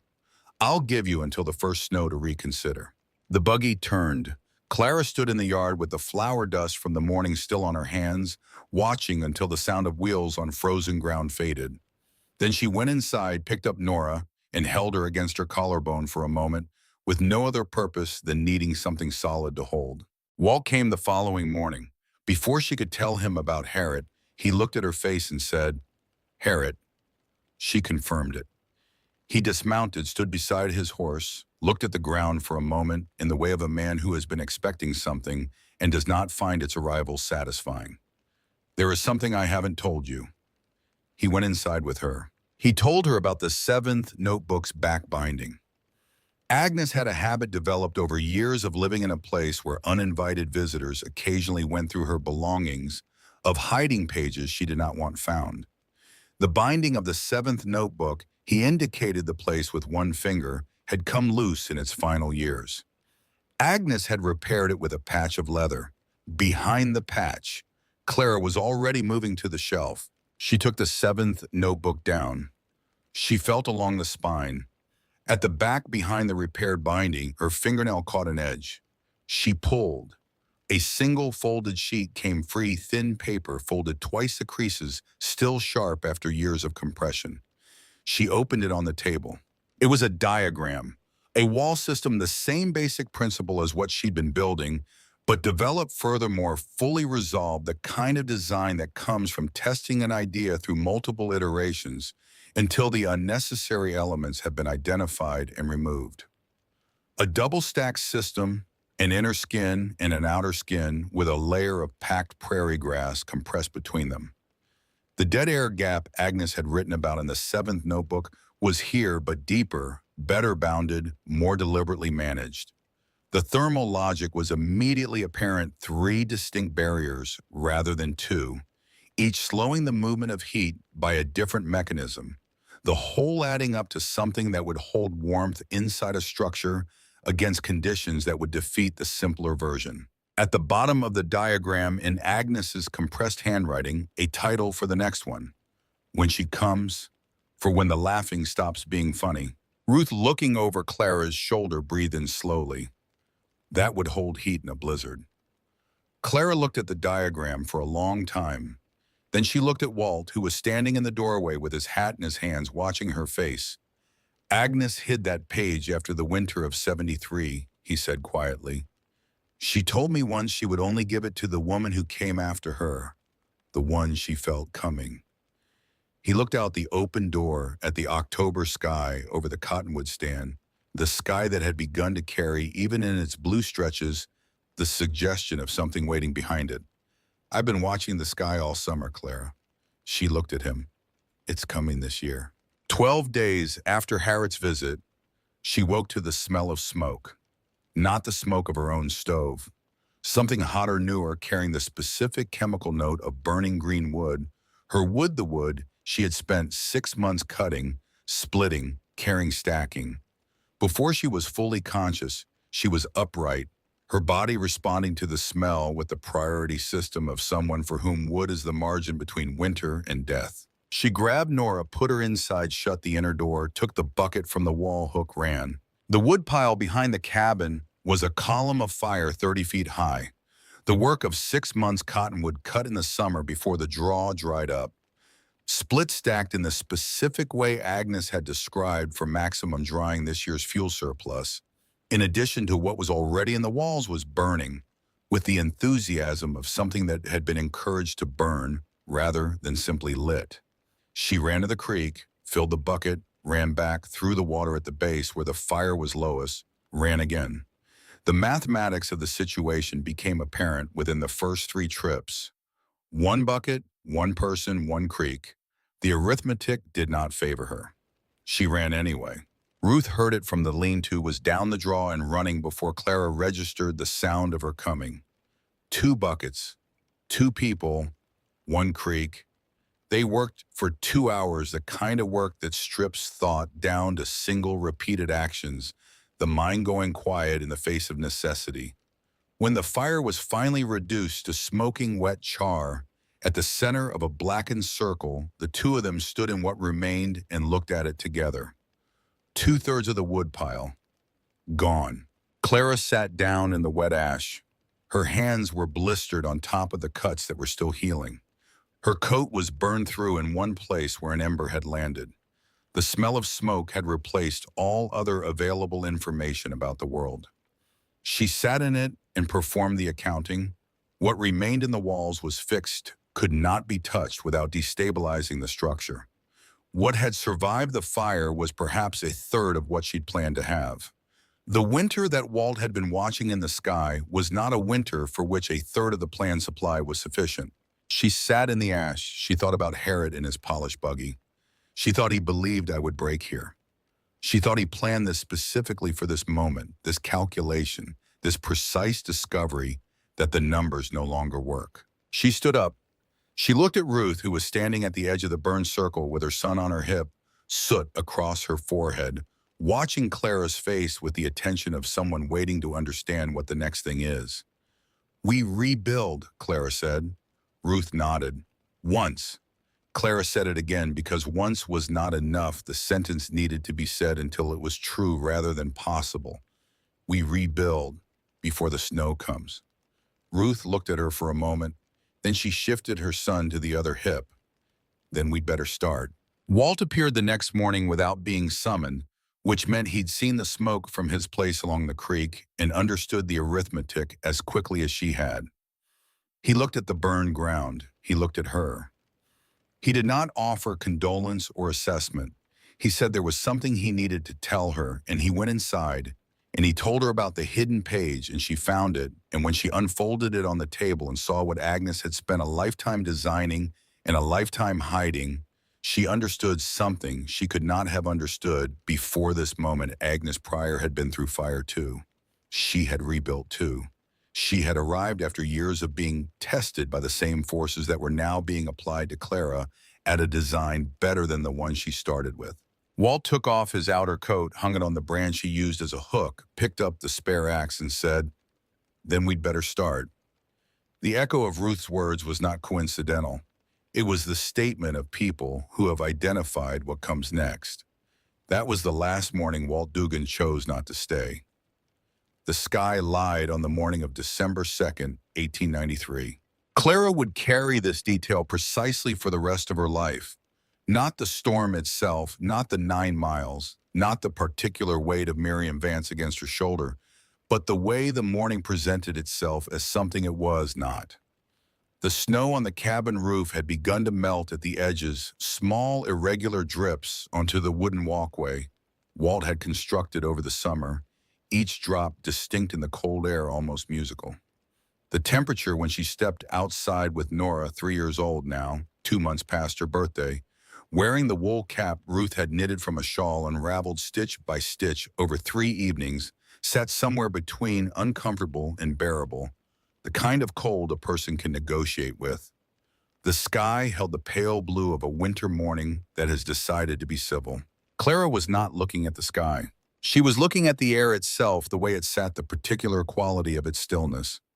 The cottonwoods at the lip of the draw stood without moving, not swaying, not rustling, not even the smallest peripheral branches, the ones that moved in weather so gentle, it registered as nothing responded to any discernible current. The silence was not peaceful. It was the silence of held breath of a pressure system so organized in its intention that it had smoothed the atmosphere flat in advance of its arrival, the way a hand smooths a cloth before cutting. Nora pointed upward. "Pretty mama." The sky above them was still that deceiving blue. "Yes, baby, pretty." Clara shifted Nora to her other hip, carried her back inside, set her on the bed frame. She walked back out alone up the slope of the draw, one step at a time, until she reached the elevation where the ridge opened and she could see north without obstruction. The northern sky was the color of iron left in water. Not moving, not advancing, just present, massive, organized, occupying the horizon, with the patience of something that has already decided and is simply waiting for the appropriate moment to begin. She had seen clouds before. She had seen weather fronts come across the Montana plain with enough speed to watch them arrive. This was not that. This had no speed because it required none. It was already everywhere it intended to be. It was simply waiting for the temperature to finish dropping. She went back to the cabin. She stoked the stove with the careful deliberateness of someone who has learned to treat fire as a finite resource rather than a comfort. She checked the inner door on its leather hinges. The small secondary door she'd built into the north-facing entry over the summer, creating a pocket of trapped air between the outer world and the main room. She looked at the wood stacked against every interior wall floor, to ceiling, Consistent the rebuilt supply that Walt, Ruth, Clara together had assembled through October into November, the double-stack system from Agnes's hidden diagram, finally fully realized in all four walls. The room was smaller than it had ever been. It was also, she knew, with the certainty of lived experience, rather than calculation, warmer than any structure she had ever occupied. Walt rode in before noon. He did not dismount. He looked at her face where she stood in the cabin doorway, then at the northern sky above the ridge, then back at her face. The two assessments apparently confirmed each other. "It's coming," she told him she knew. "Tonight." She told him she knew that too. He asked about the stove, the wood supply, the inner door, Ruth's situation in the lean-to up the draw. She answered each question. Ruth was inside with the baby, the lean-to stocked with grain, cold water she'd hauled and stored the previous week in sealed tins against the possibility of the creek freezing solid.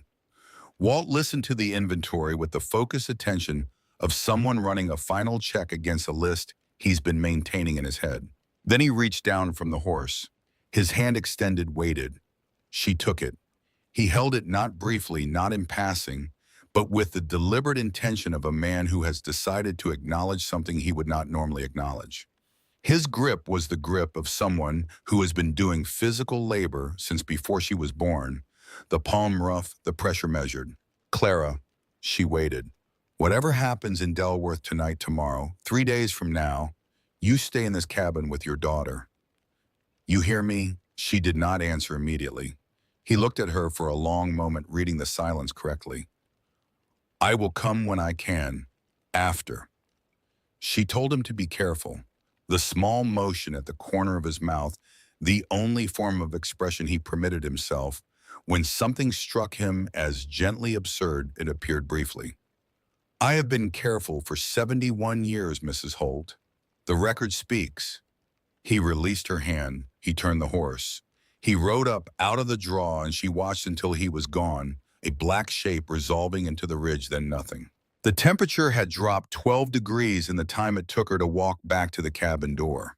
The wind arrived at nightfall, not in the gradual way wind usually builds, not beginning as a suggestion, strengthening through stages, announcing itself incrementally. It came all at once, as though something large had been holding it back and released the hold.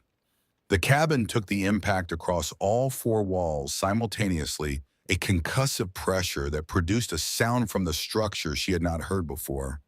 A low, sustained groan deep in the wood, the sound a building makes when it remembers what it was before it was a building. The stovepipe shuddered in its collar.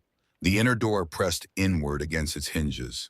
Clara sat beside the stove, feeding it 2-inch sections of split cottonwood at intervals Agnes had specified in the 7th notebook, often enough to maintain the flame and frequently enough that each piece was fully consumed before the next arrived. The math of this was not intuitive. It felt like deprivation, like withholding from the fire what it wanted. What it actually was, she had learned over 2 winters, was management. A fire fed past its optimum does not burn hotter in any way that helps. It burns faster, consuming what it should be conserving, producing heat that departs through the walls as quickly as it's generated. The fire she maintained tonight was small by conventional standards. It was precisely the right size. Nora slept on the bed frame against the north wall, nested in the wedding quilt, her breathing the steady rhythm that Clara had been monitoring as a baseline for normalcy since the child was born. The candle on the table moved east, then west, then held. The flame's steadiness told her things about the room's integrity that no instrument could have told her more precisely. The walls were holding. The seams were holding.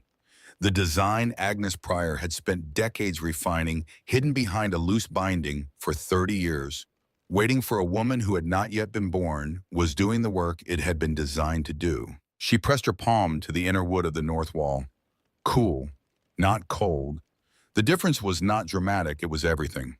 She closed her eyes in the small, lamp-lit room, while the wind tore at the exterior of her life, pressed her cheek against the stacked cottonwood of the north wall's inner face, and said into the wood what she could not say to anyone present. "Thank you, Agnes." The acknowledgement required the dark, required the storm, making its noise outside required the specific vulnerability of a person who was finally warm in a place that tried to kill her. The wood absorbed it without response, which was its nature, which was enough. The third day of the storm, she had stopped counting hours. There were no hours. There was the fire's rhythm, Nora's breathing the light that shifted through the sealed window gap from black to gray to black again. The only clock available, imprecise sufficient. She had been rationing everything with the discipline of someone who understood that what she had was finite in a situation of unknown duration. The wood, the dried venison, the flour, the honey, the pickled vegetables Walt had left in November. She read the seventh notebook by candlelight, even though she had portions of it memorized, the repetition functioning less as instruction now than as company. Agnes's voice compressed into handwriting present in the room. The knock, when it came, was barely a knock. It was a sound at the outer door, the scraping, unfocused impact of something without enough strength to make a proper knock, the kind of sound a fist makes when the arm controlling it has been operating in 40 below air for longer than an arm can operate in 40 below air without losing coordination. Clara sat straight on the floor. Nora on the bed pushed herself upright. She crossed to the inner door, passed through the air pocket of the entryway, stood with her hand on the outer door's latch. The wind pressed against it from the outside with a weight she could feel through the wood. She thought, if there is a person out there, they are dying. She opened the door.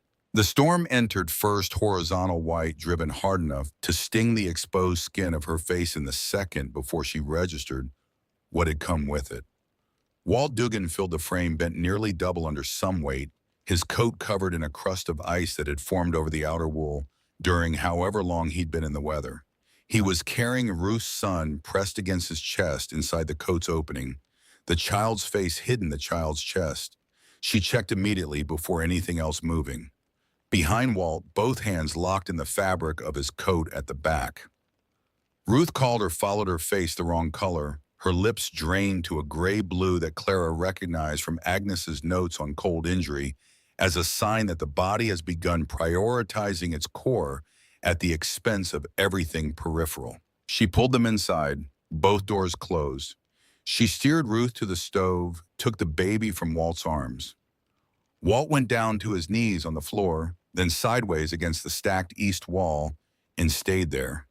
He was breathing, audibly effortfully, the breathing of someone who has spent everything available to spend, but breathing. The lean-to's roof beam had cracked in the night he managed between breaths. The structure had been compromised, the interior temperature had dropped below the threshold of survival. There had been no repairable option. He had taken the baby. He had taken Ruth's hand. He had walked 3 miles through air that was killing the cattle in barns 9 miles away in Delworth, through drifts that exceeded his height, in places navigating by memory of the terrain because there was nothing else to navigate by. 71 years old, 3 miles, a baby. A young woman whose hands, when Clara unwrapped them, had lost their color from the fingertips to the wrist. She did not panic. Panic was a luxury available to people with more options than she currently possessed. She worked from Agnes's notes on cold injury with the same focused attention she'd brought to everything Agnes had written systematically without improvisation. Warm water, not hot. Agnes had been precise about this, had dedicated half a page to explaining why heat applied directly to cold injured tissue caused the cellular damage people mistakenly attributed to the cold itself. Clara heated water to the temperature she could hold her own hand in, filled the basin, placed Ruth's hands in it, held them there.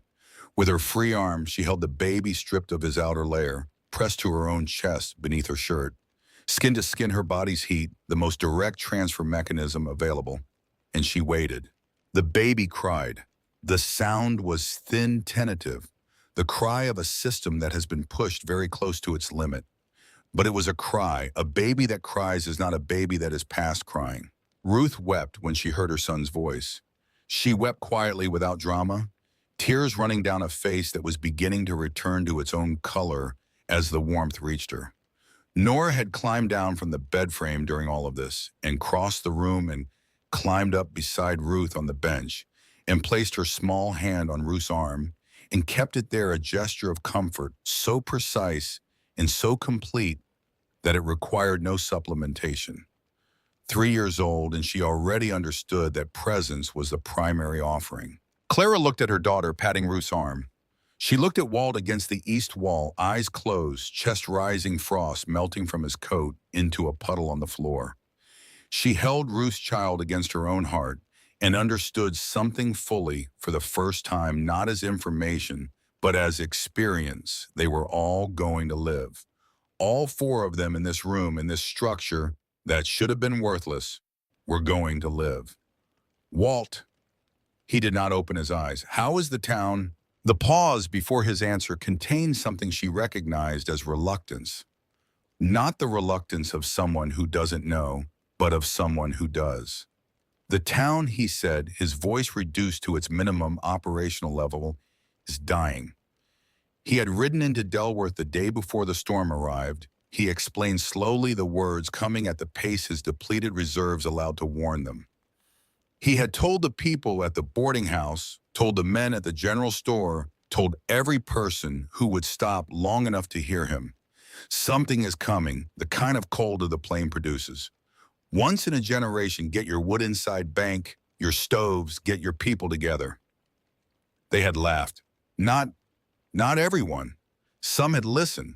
But the voices that carried in the boarding house common room were the voices of people who found the warning delivered by a man who lived alone in a draw with cattle bone wind chimes to be a kind of entertainment. Old fool, what does he know about weather? By the time the wind began that evening, Walt had already been riding toward Ruth's lean-to. How many? Clara asked. She was still holding the baby. The baby had stopped crying and was making a different sound, the satisfied, involuntary sound of a body temperature returning to viable. 300 people in that town, Walt said. This storm running 3 more days, half, at the least. She sat still for a long moment. She thought about Reverend Cross with his bad heart and his Sunday coat. She thought about Joseph Marsh, 15 years old now, the stone thrower who had become over 2 years of occasional trading posts, counters of boys she could no longer stay angry at because he had grown into someone she couldn't locate the original grievance in.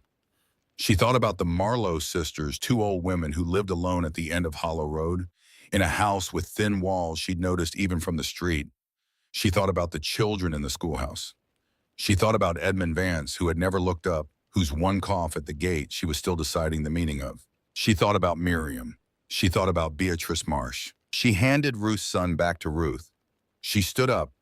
She walked to the corner of the cabin where Jessie's snow boots had been stored on the shelf above the wood supply, the pair Miriam had not found when she cleared the house. The pair Cross had retrieved from the Vance property weeks after the funeral and brought to her in the church basement with the gravity of someone returning something that had always belonged to the recipient. She sat on the bed frame. She began pulling them on. Ruth found her voice before Walt did. Clara! The sound of her own name weighted the way Ruth weighted it. She continued with the first boots lacing. You will die out there. She said she knew the route. You will die. She said she knew the way from the draw to town, had walked it in reverse the day she arrived, had the terrain in her body the way you carry certain things when they've been the last landscape you watched yourself leave. Walt's eyes opened. Ruth. She turned to him. Tell her she'll die. His voice was quiet, level entirely without the urgency of someone trying to prevent something. I won't tell her that. She pressed Walt. I won't tell her that. He repeated with the finality of a man who has decided something in the few minutes since he arrived, something that perhaps he decided in the 3 miles of walking that preceded his arrival. Because she will not die. Clara tied the last knot. She stood. She put on Jessie's heavy coat. The one Cross had gone himself to the Vance house to retrieve the one she had worn for 2 Montana winters until it had reshaped itself around her changed body. She wrapped the wool scarf, worked her hands into the double-layered mittens, settled the fur cap. She looked at Ruth. She looked at Walt. She looked at Nora on the bench beside Ruth. Nora, who had slid sideways in the last few minutes and gone to sleep leaning against Ruth's arm, perfectly trusting that the situation had been resolved by adults. "Because I know how to keep a room warm," she said, "and there are people in that town who do not. Some of them are children. Not one of those children laughed at me." She stopped. The next sentence arrived from somewhere below the level of planning or rhetoric. "The ones who did are still children of God." Ruth called her name as she opened the inner door. She turned. "Nora stays here." Ruth said the statement of someone who needs to hear the obvious confirmed. "Nora stays," Clara agreed. She looked at her daughter one more time, sleeping tilted against Ruth, the wedding quilt edge tucked around her, entirely unaware of what was about to happen in any direction. Then she opened the outer door. The wind struck her like a wall assembled specifically to her dimensions. She bowed her head, and she walked into it. The first mile was the worst mile she would ever walk, though she did not know this yet. It was worse not because of the cold got worse, or because of the wind got worse, but because it was the mile during which her body was actively resisting the direction she was moving, all of its machinery organized toward the argument that what she was doing was incompatible with survival. Every nerve that still reported information reported the same information: reverse course, return to the warm room. This is wrong, this is fatal, this is the kind of decision that results in people being found in spring. She walked the mile through the argument. She did not engage it. Engaging it would have required stopping, which would have required giving it standing, which she declined to do. The second mile, the argument quieted somewhat, replaced by a different kind of information: the mechanical data of locomotion in extreme cold. Her feet were still inside Jessie's boots, still functioning, though the feedback from them was becoming imprecise, less specific about what exactly they were contacting. Her hands inside the double mittens maintained a kind of muted presence, like hearing something in the next room rather than the current one. She walked. The cottonwoods along the creek line to her right gave her a reference point for the first mile. Then they ended. Then there was only the white. The third mile she fell. The drift was invisible, the same white as everything else, filling a depression in the ground she had no reason to know was there. And she went into it chest deep before the momentum stopped. White closed over her head and her eyes. Her mouth, the sound of the wind muffled, suddenly, in the way sound is muffled when you go underwater, and for a long, specific, very clear moment, she had no information about which direction was vertical. She thought Nora, not as a word exactly, as a direction. The thought had a vector pointed somewhere. She pointed herself the same way, kicked against the packed drift, clawed at the angle she was guessing was up. She was wrong. Once corrected, clawed again, came up into the screaming air, gasping with ice in her collar and her hair, and against the skin of her face where the scarf had shifted. She stood. She adjusted the scarf. She walked. By the fourth mile, she had lost sensation in her face from the cheekbones out. Her hands were no longer in the next room. They were across the hall, reporting only the grossest information, the kind of signals that tells you a hand exists without specifying much about its condition. She was aware of this with the calm awareness of someone in a situation where awareness is the only available response. She knew from Agnes's notes what the progression looked like, knew that what she was experiencing was serious, but not yet past the threshold of recovery. She knew the difference between temporary and permanent in the way Agnes had written it, not as reassurance, but as information for the management of whatever came next. What kept her moving was not courage. Courage implies an option. What kept her moving was the specific knowledge Liv tested, winter forged over 2 years in a draw in Montana, that warmth is buildable. That the warmth she was walking toward was not a fixed quantity, but a skill she carried inside herself. That she had something in her hands, numb as they were, that the people 9 miles away did not have. That a person with knowledge and people without it are separated by exactly the distance the person with it is willing to travel. The 5th mile, her own voice arrived inside her head, not as hallucination, but as the kind of internal repetition a mind defaults to when other forms of input become unavailable. A thin wall is a promise to the wind. She had not planned to think it. She thought it anyway, over and over, the sentence from Agnes's letter, the first piece of language she had received from the woman who had lived alone in the draw for 24 winters, who had rebuilt from fire 3 times, who had buried a design in a notebook binding for the person she felt approaching across the years. A thin wall is a promise to the wind. Clara walked. The 6th mile, she lost the thread of her direction. The wind had changed, or she had drifted, or both, the two errors compounding. And when she looked for the ridge that had been at her left shoulder since she crossed the draw's boundary, it was not where she'd placed it. White in all directions. Flat, white, dimensional, white. That was the whole world from any point she could identify. She stopped. The training Agnes had given her, not comfort but method, produced the instruction, clearly stopping to assess is not the same as stopping. Assess. She assessed. The wind was coming from a direction. That direction was north. If north was the wind, south was behind her, east was to her left, west was to her right. Delworth was southeast. She made the calculation. She picked the angle. She walked it. She was wrong by 12 degrees. She discovered this when she walked out of the white into the cottonwood trees at the edge of Delworth from the north, rather than the northwest, coming out near the mill yard, rather than the church road. She had still arrived. The trees told her she had arrived solid, real, breaking the wind into smaller arguments that she could push through rather than lean against. She walked through the mill yard, down Copper Street onto Main Street, and the buildings on either side of her began to do the work that buildings do, standing between moving air and the spaces where people live. The boarding house occupied the corner of Main and Mill, a 3-story structure that in summer looked large enough to be civic, in winter looked small against the sky. One lamp burned in the front window. She crossed the street, climbed the 3 steps to the door, raised her right hand, the fist she could barely control, to knock.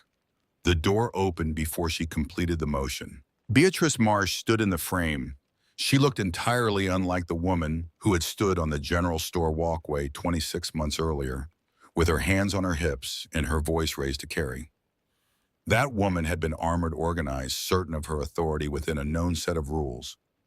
The woman in the boarding house doorway wore a scarf around her head, another wrapped around both hands, her face carrying the grayish pallor of someone who has been awake for 2 nights, watching a situation she cannot resolve.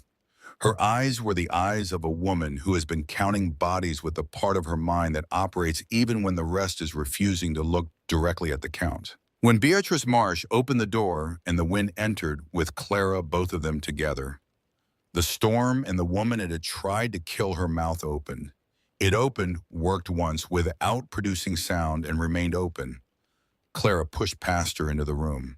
The room held 40 people, possibly more, arranged across the floor, and the furniture in the configurations of people who have been in the same space for too long without sufficient warmth. The stove in the corner burned hot, the sides showing the orange flush of iron pushed to its upper operating limit, while the room remained cold.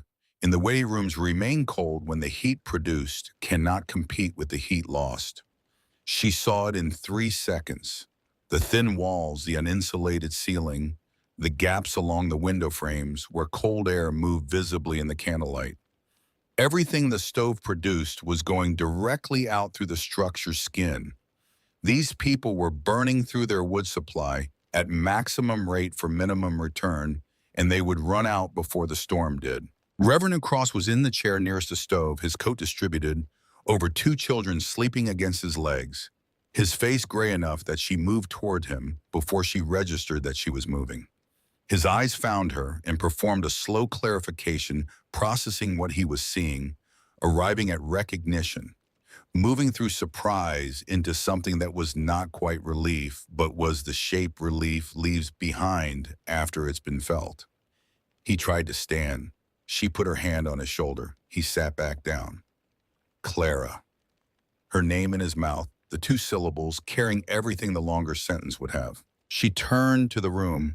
There was a version of this moment that she could have played for effect, the return of the exile, the woman, though, Town laughed at arriving in the worst hour to demonstrate what she'd spent 2 years learning while they were busy being contemptuous. She felt none of that. What she felt was the urgency of a room full of people losing heat faster than they were gaining it, and the specific knowledge of how to fix it. "My name is Clara Holt." Her voice came out rougher than she expected. The cold had worked on it, the miles of breathing ice.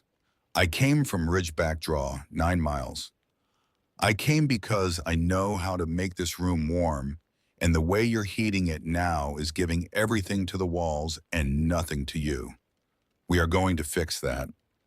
She scanned the room and found Joseph Marsh on the far wall, 15 years old, broad across the shoulders now, the physical fact of him having grown past the moment she was deciding how to remember him. "Joseph." He looked at her, no hesitation, no resentment, no trace of the boy with the stone in his palm. "Is there firewood behind this building?" He said yes. "Bring it inside, all of it, through the back door. Everything you can carry, as many trips as it takes." He was already moving before she finished. She turned to Beatrice. Beatrice was still at the door, still with the expression of someone whose categories of experience have been exceeded. Clara walked to her. She stood close enough that the conversation did not require volume. "Mrs. Marsh," Beatrice's eyes focused, "I need every bolt of wool from your store to fill the gaps." She waited for the hesitation, for the calculation, for the version of Beatrice Marsh who had screamed at her across a public street to assert itself. Beatrice Marsh looked at her for 3 full seconds. Then she nodded a single complete movement, put her coat on, and walked out into the storm toward the general store to tear apart her best inventory for the girl she'd once told to stay on the other side of the road. Clara organized the room. 3 women moved furniture away from the walls on her instruction, clearing the surfaces for what was coming. Joseph and 2 men she didn't recognize began bringing wood through the back door, armload by armload, stacking it against the walls in the rows. She directed the gap, maintained. She showed them once corrected, once watched the correction hold. Beatrice returned with bolts of wool fabric, the good navy blue she kept for dress orders, stuffed them into window seams and floorboard gaps with a focused efficiency that suggested she had arrived at something on the walk between the store and the boarding house and had decided to be entirely present for it. Cross could not carry heavy loads. He could move smaller pieces from person to person, passing sections of split wood from the pile by the door to the children who carried them, to the women who passed them, to the men at the walls. He did this until his face was the color of the paper the county used for official documents, and then he did it some more. She did not tell him to stop. She understood by now that there are people for whom stopping is a larger cost than continuing, regardless of the physical calculus.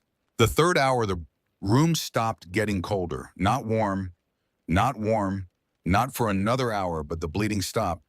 The net loss became neutral. The stove's output began to mean something for the people in the room rather than departing immediately through the walls.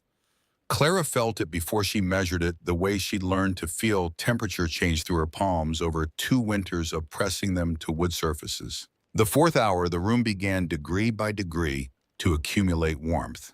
By the 6th hour, the stove burned low, banked to Agnes's specification, the room holding what it had been given rather than releasing it. Children who had maintained a rigid silence, the silence of cold children who conserve energy even in distress, began to cry. The crying of a cold child thawing is a specific sound, unmistakable, the sound of a body returning to its own agenda after an interruption. Mothers pulled their children into their laps. One woman wept into her daughter's hair without making a sound of her own, just a shaking of her shoulders. Somewhere near the window, a baby produced a single clear laugh, surprised, involuntary, that moved through the room like something physical. Clara sat on the floor against the new stacked south wall and closed her eyes. She had been awake for more than 30 hours. She calculated the room would hold for now. The walls would hold. The people in this room were going to survive this specific night. She slept for 2 minutes or possibly 3. Then she stood up, retied her scarf, assessed her hands, 3 fingers on the left showing the white waxy discoloration she recognized from Agnes's notes. As Frostbite's early signature, not yet past the recoverable threshold, but close requiring attention, she did not currently have time to give them, and told the room she was going to other houses. Joseph looked up from where he was stacking the last sections of wood. She caught his eye. He put down what he was carrying. "I'm coming with you," he said, the statement of someone who has already decided, not asking permission. They went to the Marlowe sisters first, two women in their 70s living alone in the house at the end of Hollow Road, the one Clara had always noticed from the street for its particularly thin siding. They found both women in the kitchen, huddled in chairs pulled together for shared warmth, the stove cold, the wood box empty. She spent 40 minutes there, built the fire from the supply she'd asked Joseph to bring, stacked what remained against the interior south wall, showed the younger of the two sisters the principle, the gap, the rows, the reason for each. The woman followed the instruction with the focused attention of someone who understands that understanding is now a survival tool. They went to the schoolhouse where the teacher and his wife had sheltered three students who hadn't made it home before the storm. She spent 30 minutes there. She went to two more houses where elderly residents had been unable to maintain adequate heat. She went to the Peaton place where Ruth's former in-laws had a younger family staying with them, 6 children between 3 adults. The oldest child already showing the lethargy she recognized from Agnes's notes as the early stage of a body prioritizing its core over its consciousness. Then she stood at the corner of Hollow Road and Main, and she looked down the block at the house with the white shutters. She stood there for a moment. Joseph beside her said nothing. He had been beside her for 4 hours now, without asking where next or why or how much longer. Just present, working the boy who had thrown a stone at her shin, transformed by time and circumstance into something she did not yet have the exact word for. She walked to the door. Joseph knocked. Silence. He knocked again, harder. Silence. She nodded. He put his shoulder to it. The cold inside was the cold of a space that has given up its stored heat entirely. The air temperature equalized with the outside to a degree that suggested the fire had been out for at minimum 15 hours. The smell was the specific smell of cold that has completed its work. She went in first. Edmund Vance lay on the floor of the parlor. Not a dramatic position, not collapsed, not contorted, just a man who had sat down against the base of the settee and then continued downward.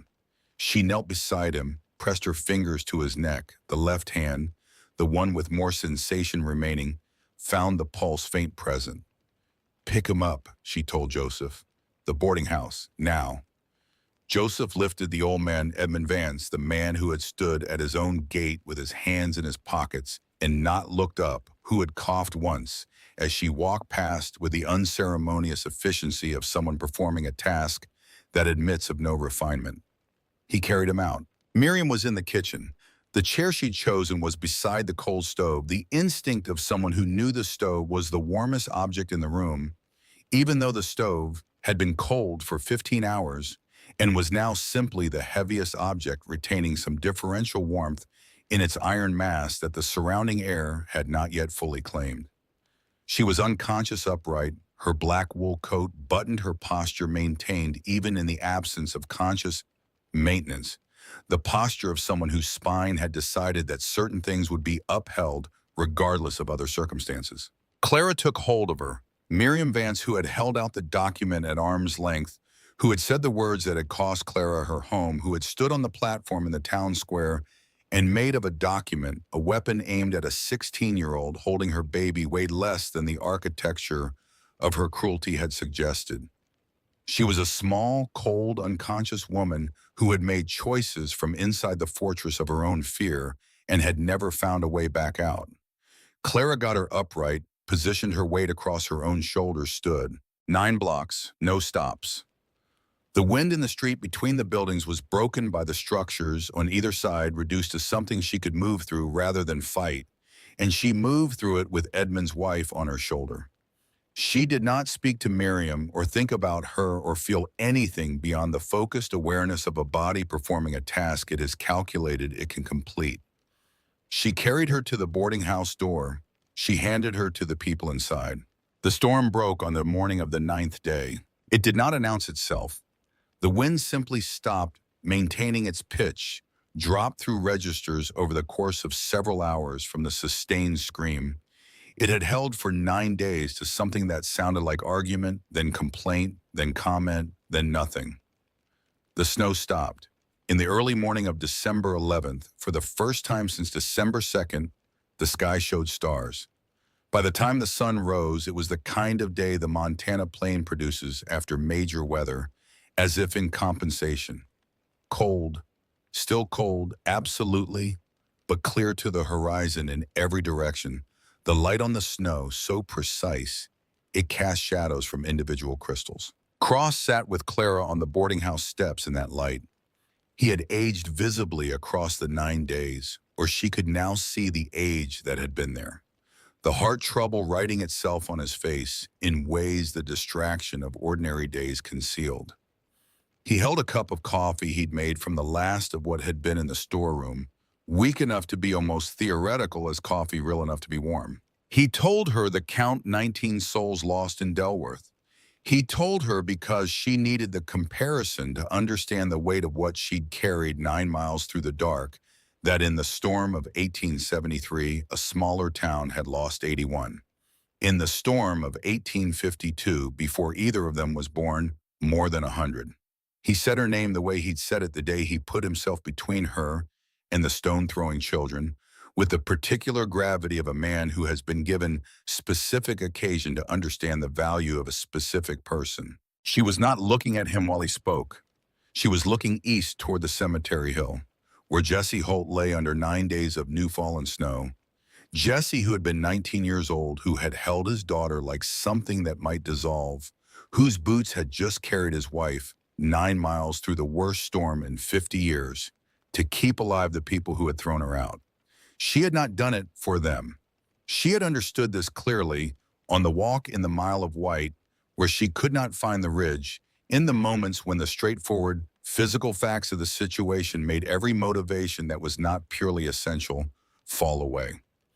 She had done it because there was a thing that needed doing. She knew how to do it. No one else was present who knew.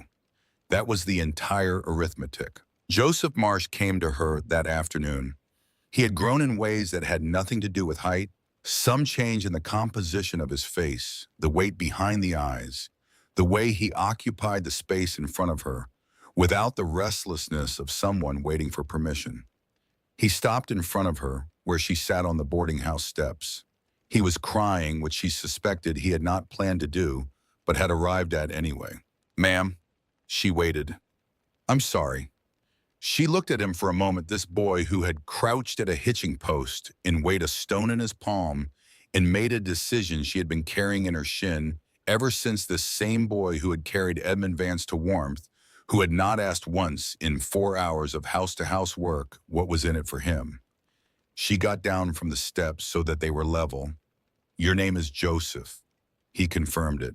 "Joseph, I forgive you." He nodded a single serious nod, the nod of someone receiving something they have been carrying the need for. He turned, he walked away. She stood back up. She watched him go. Beatrice came that same afternoon later with bread that still held warmth from the oven, the first bread baked in Delworth since December 2nd, in a small jar of blackberry preserves.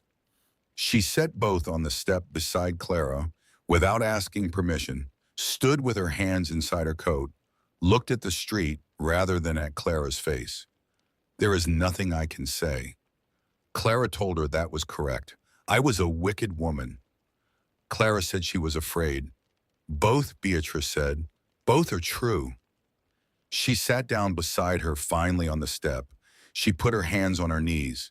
She cried the way a person cries when they have decided to stop preventing it, without management, without the small corrections people apply to maintain dignity in the open air of a December afternoon, with the bread going cool beside them. Clara put her hand on Beatrice Marsh's shoulder. She kept it there. The bread got cold. Neither of them moved. Miriam came the next morning. She walked up the boarding house steps with the careful attention to each board of someone who is not certain of her own stability, stopped in front of Clara, looked at her, looked at her in the way she had not looked at her in the square, not as an assessment, not as a judgment, as a recognition. She reached into the pocket of the black wool coat and removed something small, gold worn to a smoothness that suggested years of handling.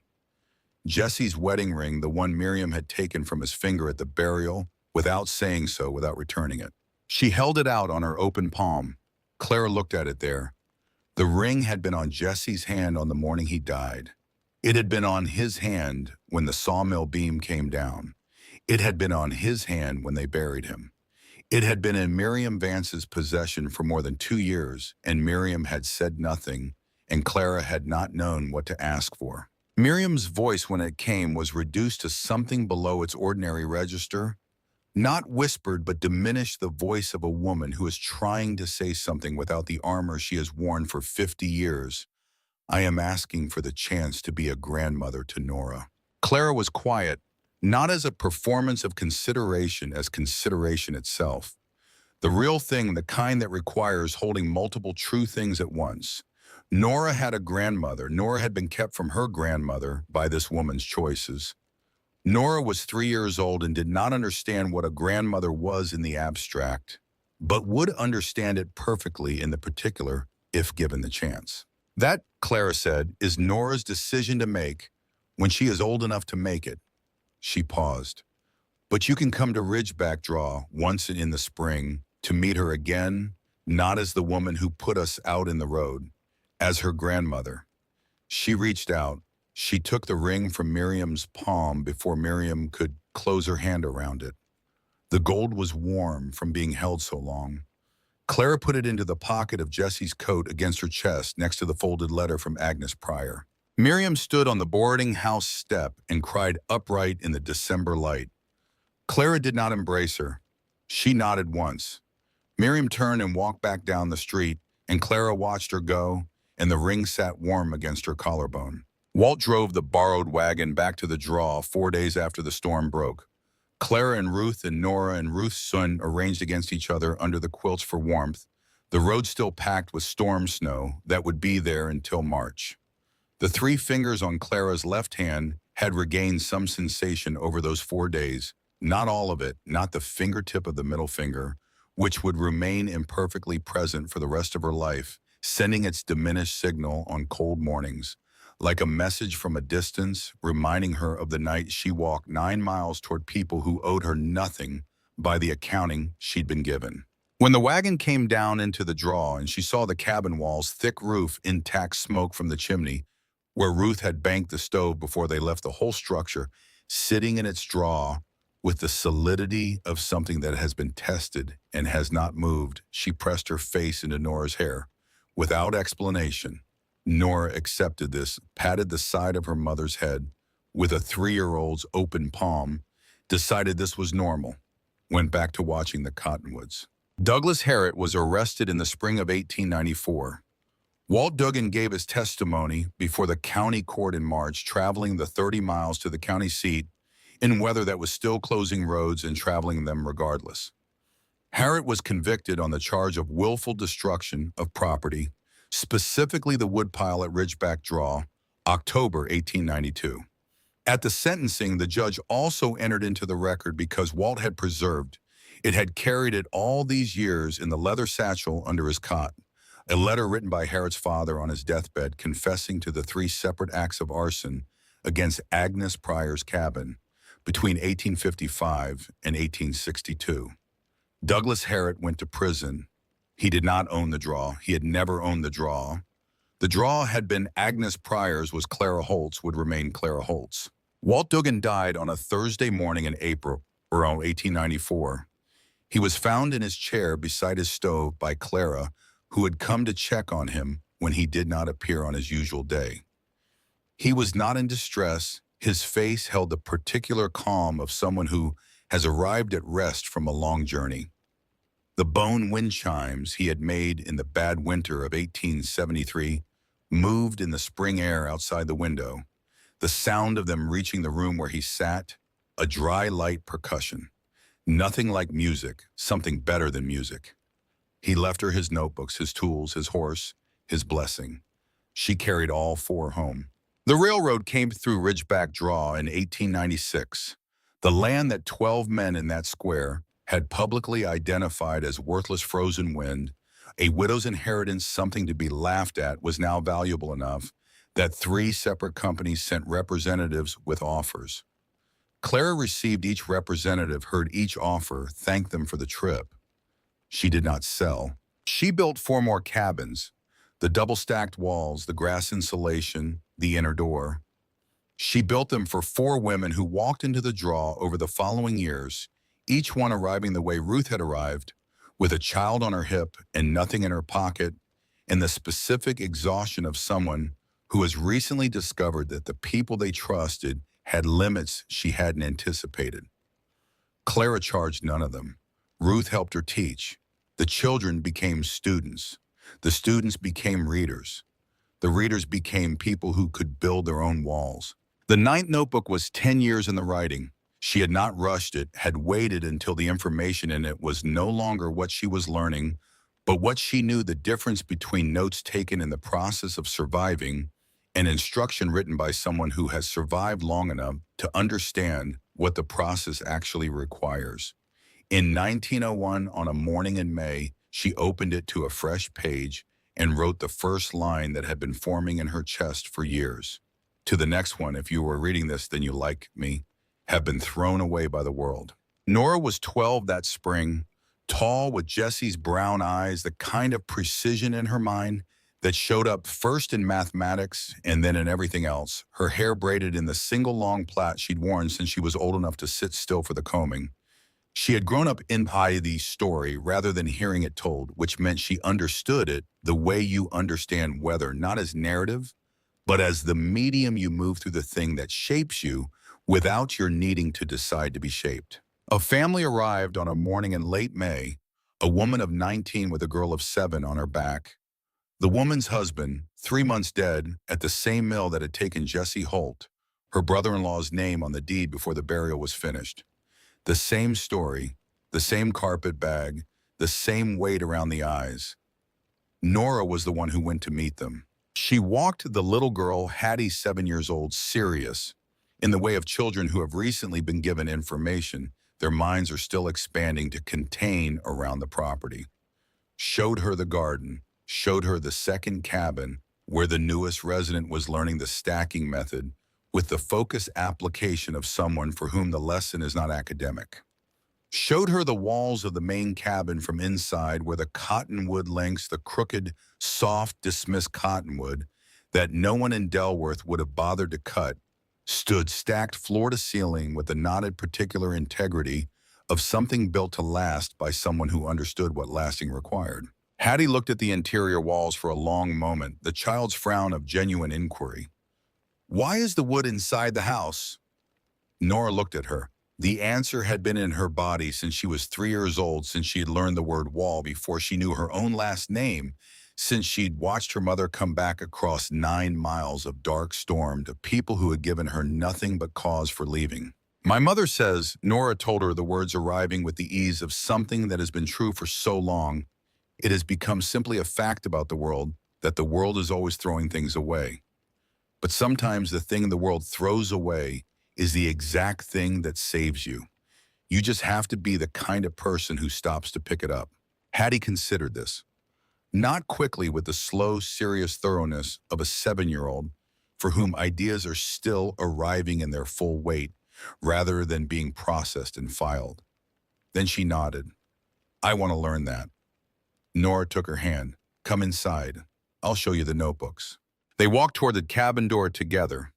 The older girl, the younger girl, the hand-in-hand crossing of the worn ground between the cottonwoods in the entry, and Clara watched them go from where she stood at the corner of the structure, drying her hands on her work apron, the 9th notebook open on the table behind her, the morning light moving across the draw, the way May light moves when winter is genuinely finished. She had not planned to stay here. She had not planned anything. The morning Hollis's wagon left her at the lip of the draw with her bag and a candle and a parcel of bread, the sky the color of old tin, Nora on her hip, 43 cents to her name. She had planned nothing beyond the next hour, the next fire, the next tree. the next wall. Planning had been a luxury, and luxury had not been among her available resources, and so she had simply done what needed doing one day at a time until the days accumulated into something she could stand in. She walked to the edge of the draw where the ground rose before flattening into the ridge. Stood where she had stood that December morning, morning the sky lied the morning she had looked north and seen the iron sky and known what was coming. The same ridge, the same cottonwoods, shaped by the same prevailing wind, bent permanently eastward, stubborn alive, impossible to kill, once they decided to grow. Crooked, soft, not the wood a person would choose if a person had a choice. The wind came down off the ridge into the draw. Warm now, May's wind carrying nothing of December in it. It moved through the cottonwoods, produced their particular rustling, ran across the grass of the yard between the cabin and the lean-to, found Clara where she stood, and moved past her without stopping. The way wind does, the way it always has, indifferent to what it encounters. She lifted her face to it. She closed her eyes. The sound of Nora's voice came from inside the cabin, explaining something to Hattie, the patient, particular voice of a 12-year-old who has decided to be a teacher. The sound of it carrying into the May air, without effort, the way certain voices carry when they are saying things that matter. Clara Holt stood in the draw where she had nearly died 3 separate times by 3 separate means. Cold fire and the long, slow method of being told she was worth nothing, and she felt the sun on her face and the wind moving past and the ground solid beneath Jessie's boots. Still solid, still here, and she understood something she had not had language for in all the years she'd been living it. She had not survived despite being thrown away. She had survived because of what she'd found in the place she'd been thrown to. The notebooks, the floor, the woman who had hidden a lifetime of knowledge under the boards for the person she felt approaching. The wood no one else wanted, the walls built from what the world had discarded. A thin wall is a promise to the wind. But a wall built from what you have, from what was given up on, from what was laughed at, from what was left in the road, when the people who should have known better decided it was worth nothing. A wall like that is a different kind of promise. It is a promise made to yourself, and it is the kind that holds. She opened her eyes, she turned back to the cabin, to the open door, to the sound of her daughter's voice. Still going, still, explaining, still patient, still sure. She walked toward it. The draw held the morning the way it had learned to hold warmth, carefully, deliberately, building it from what was available, letting nothing useful go.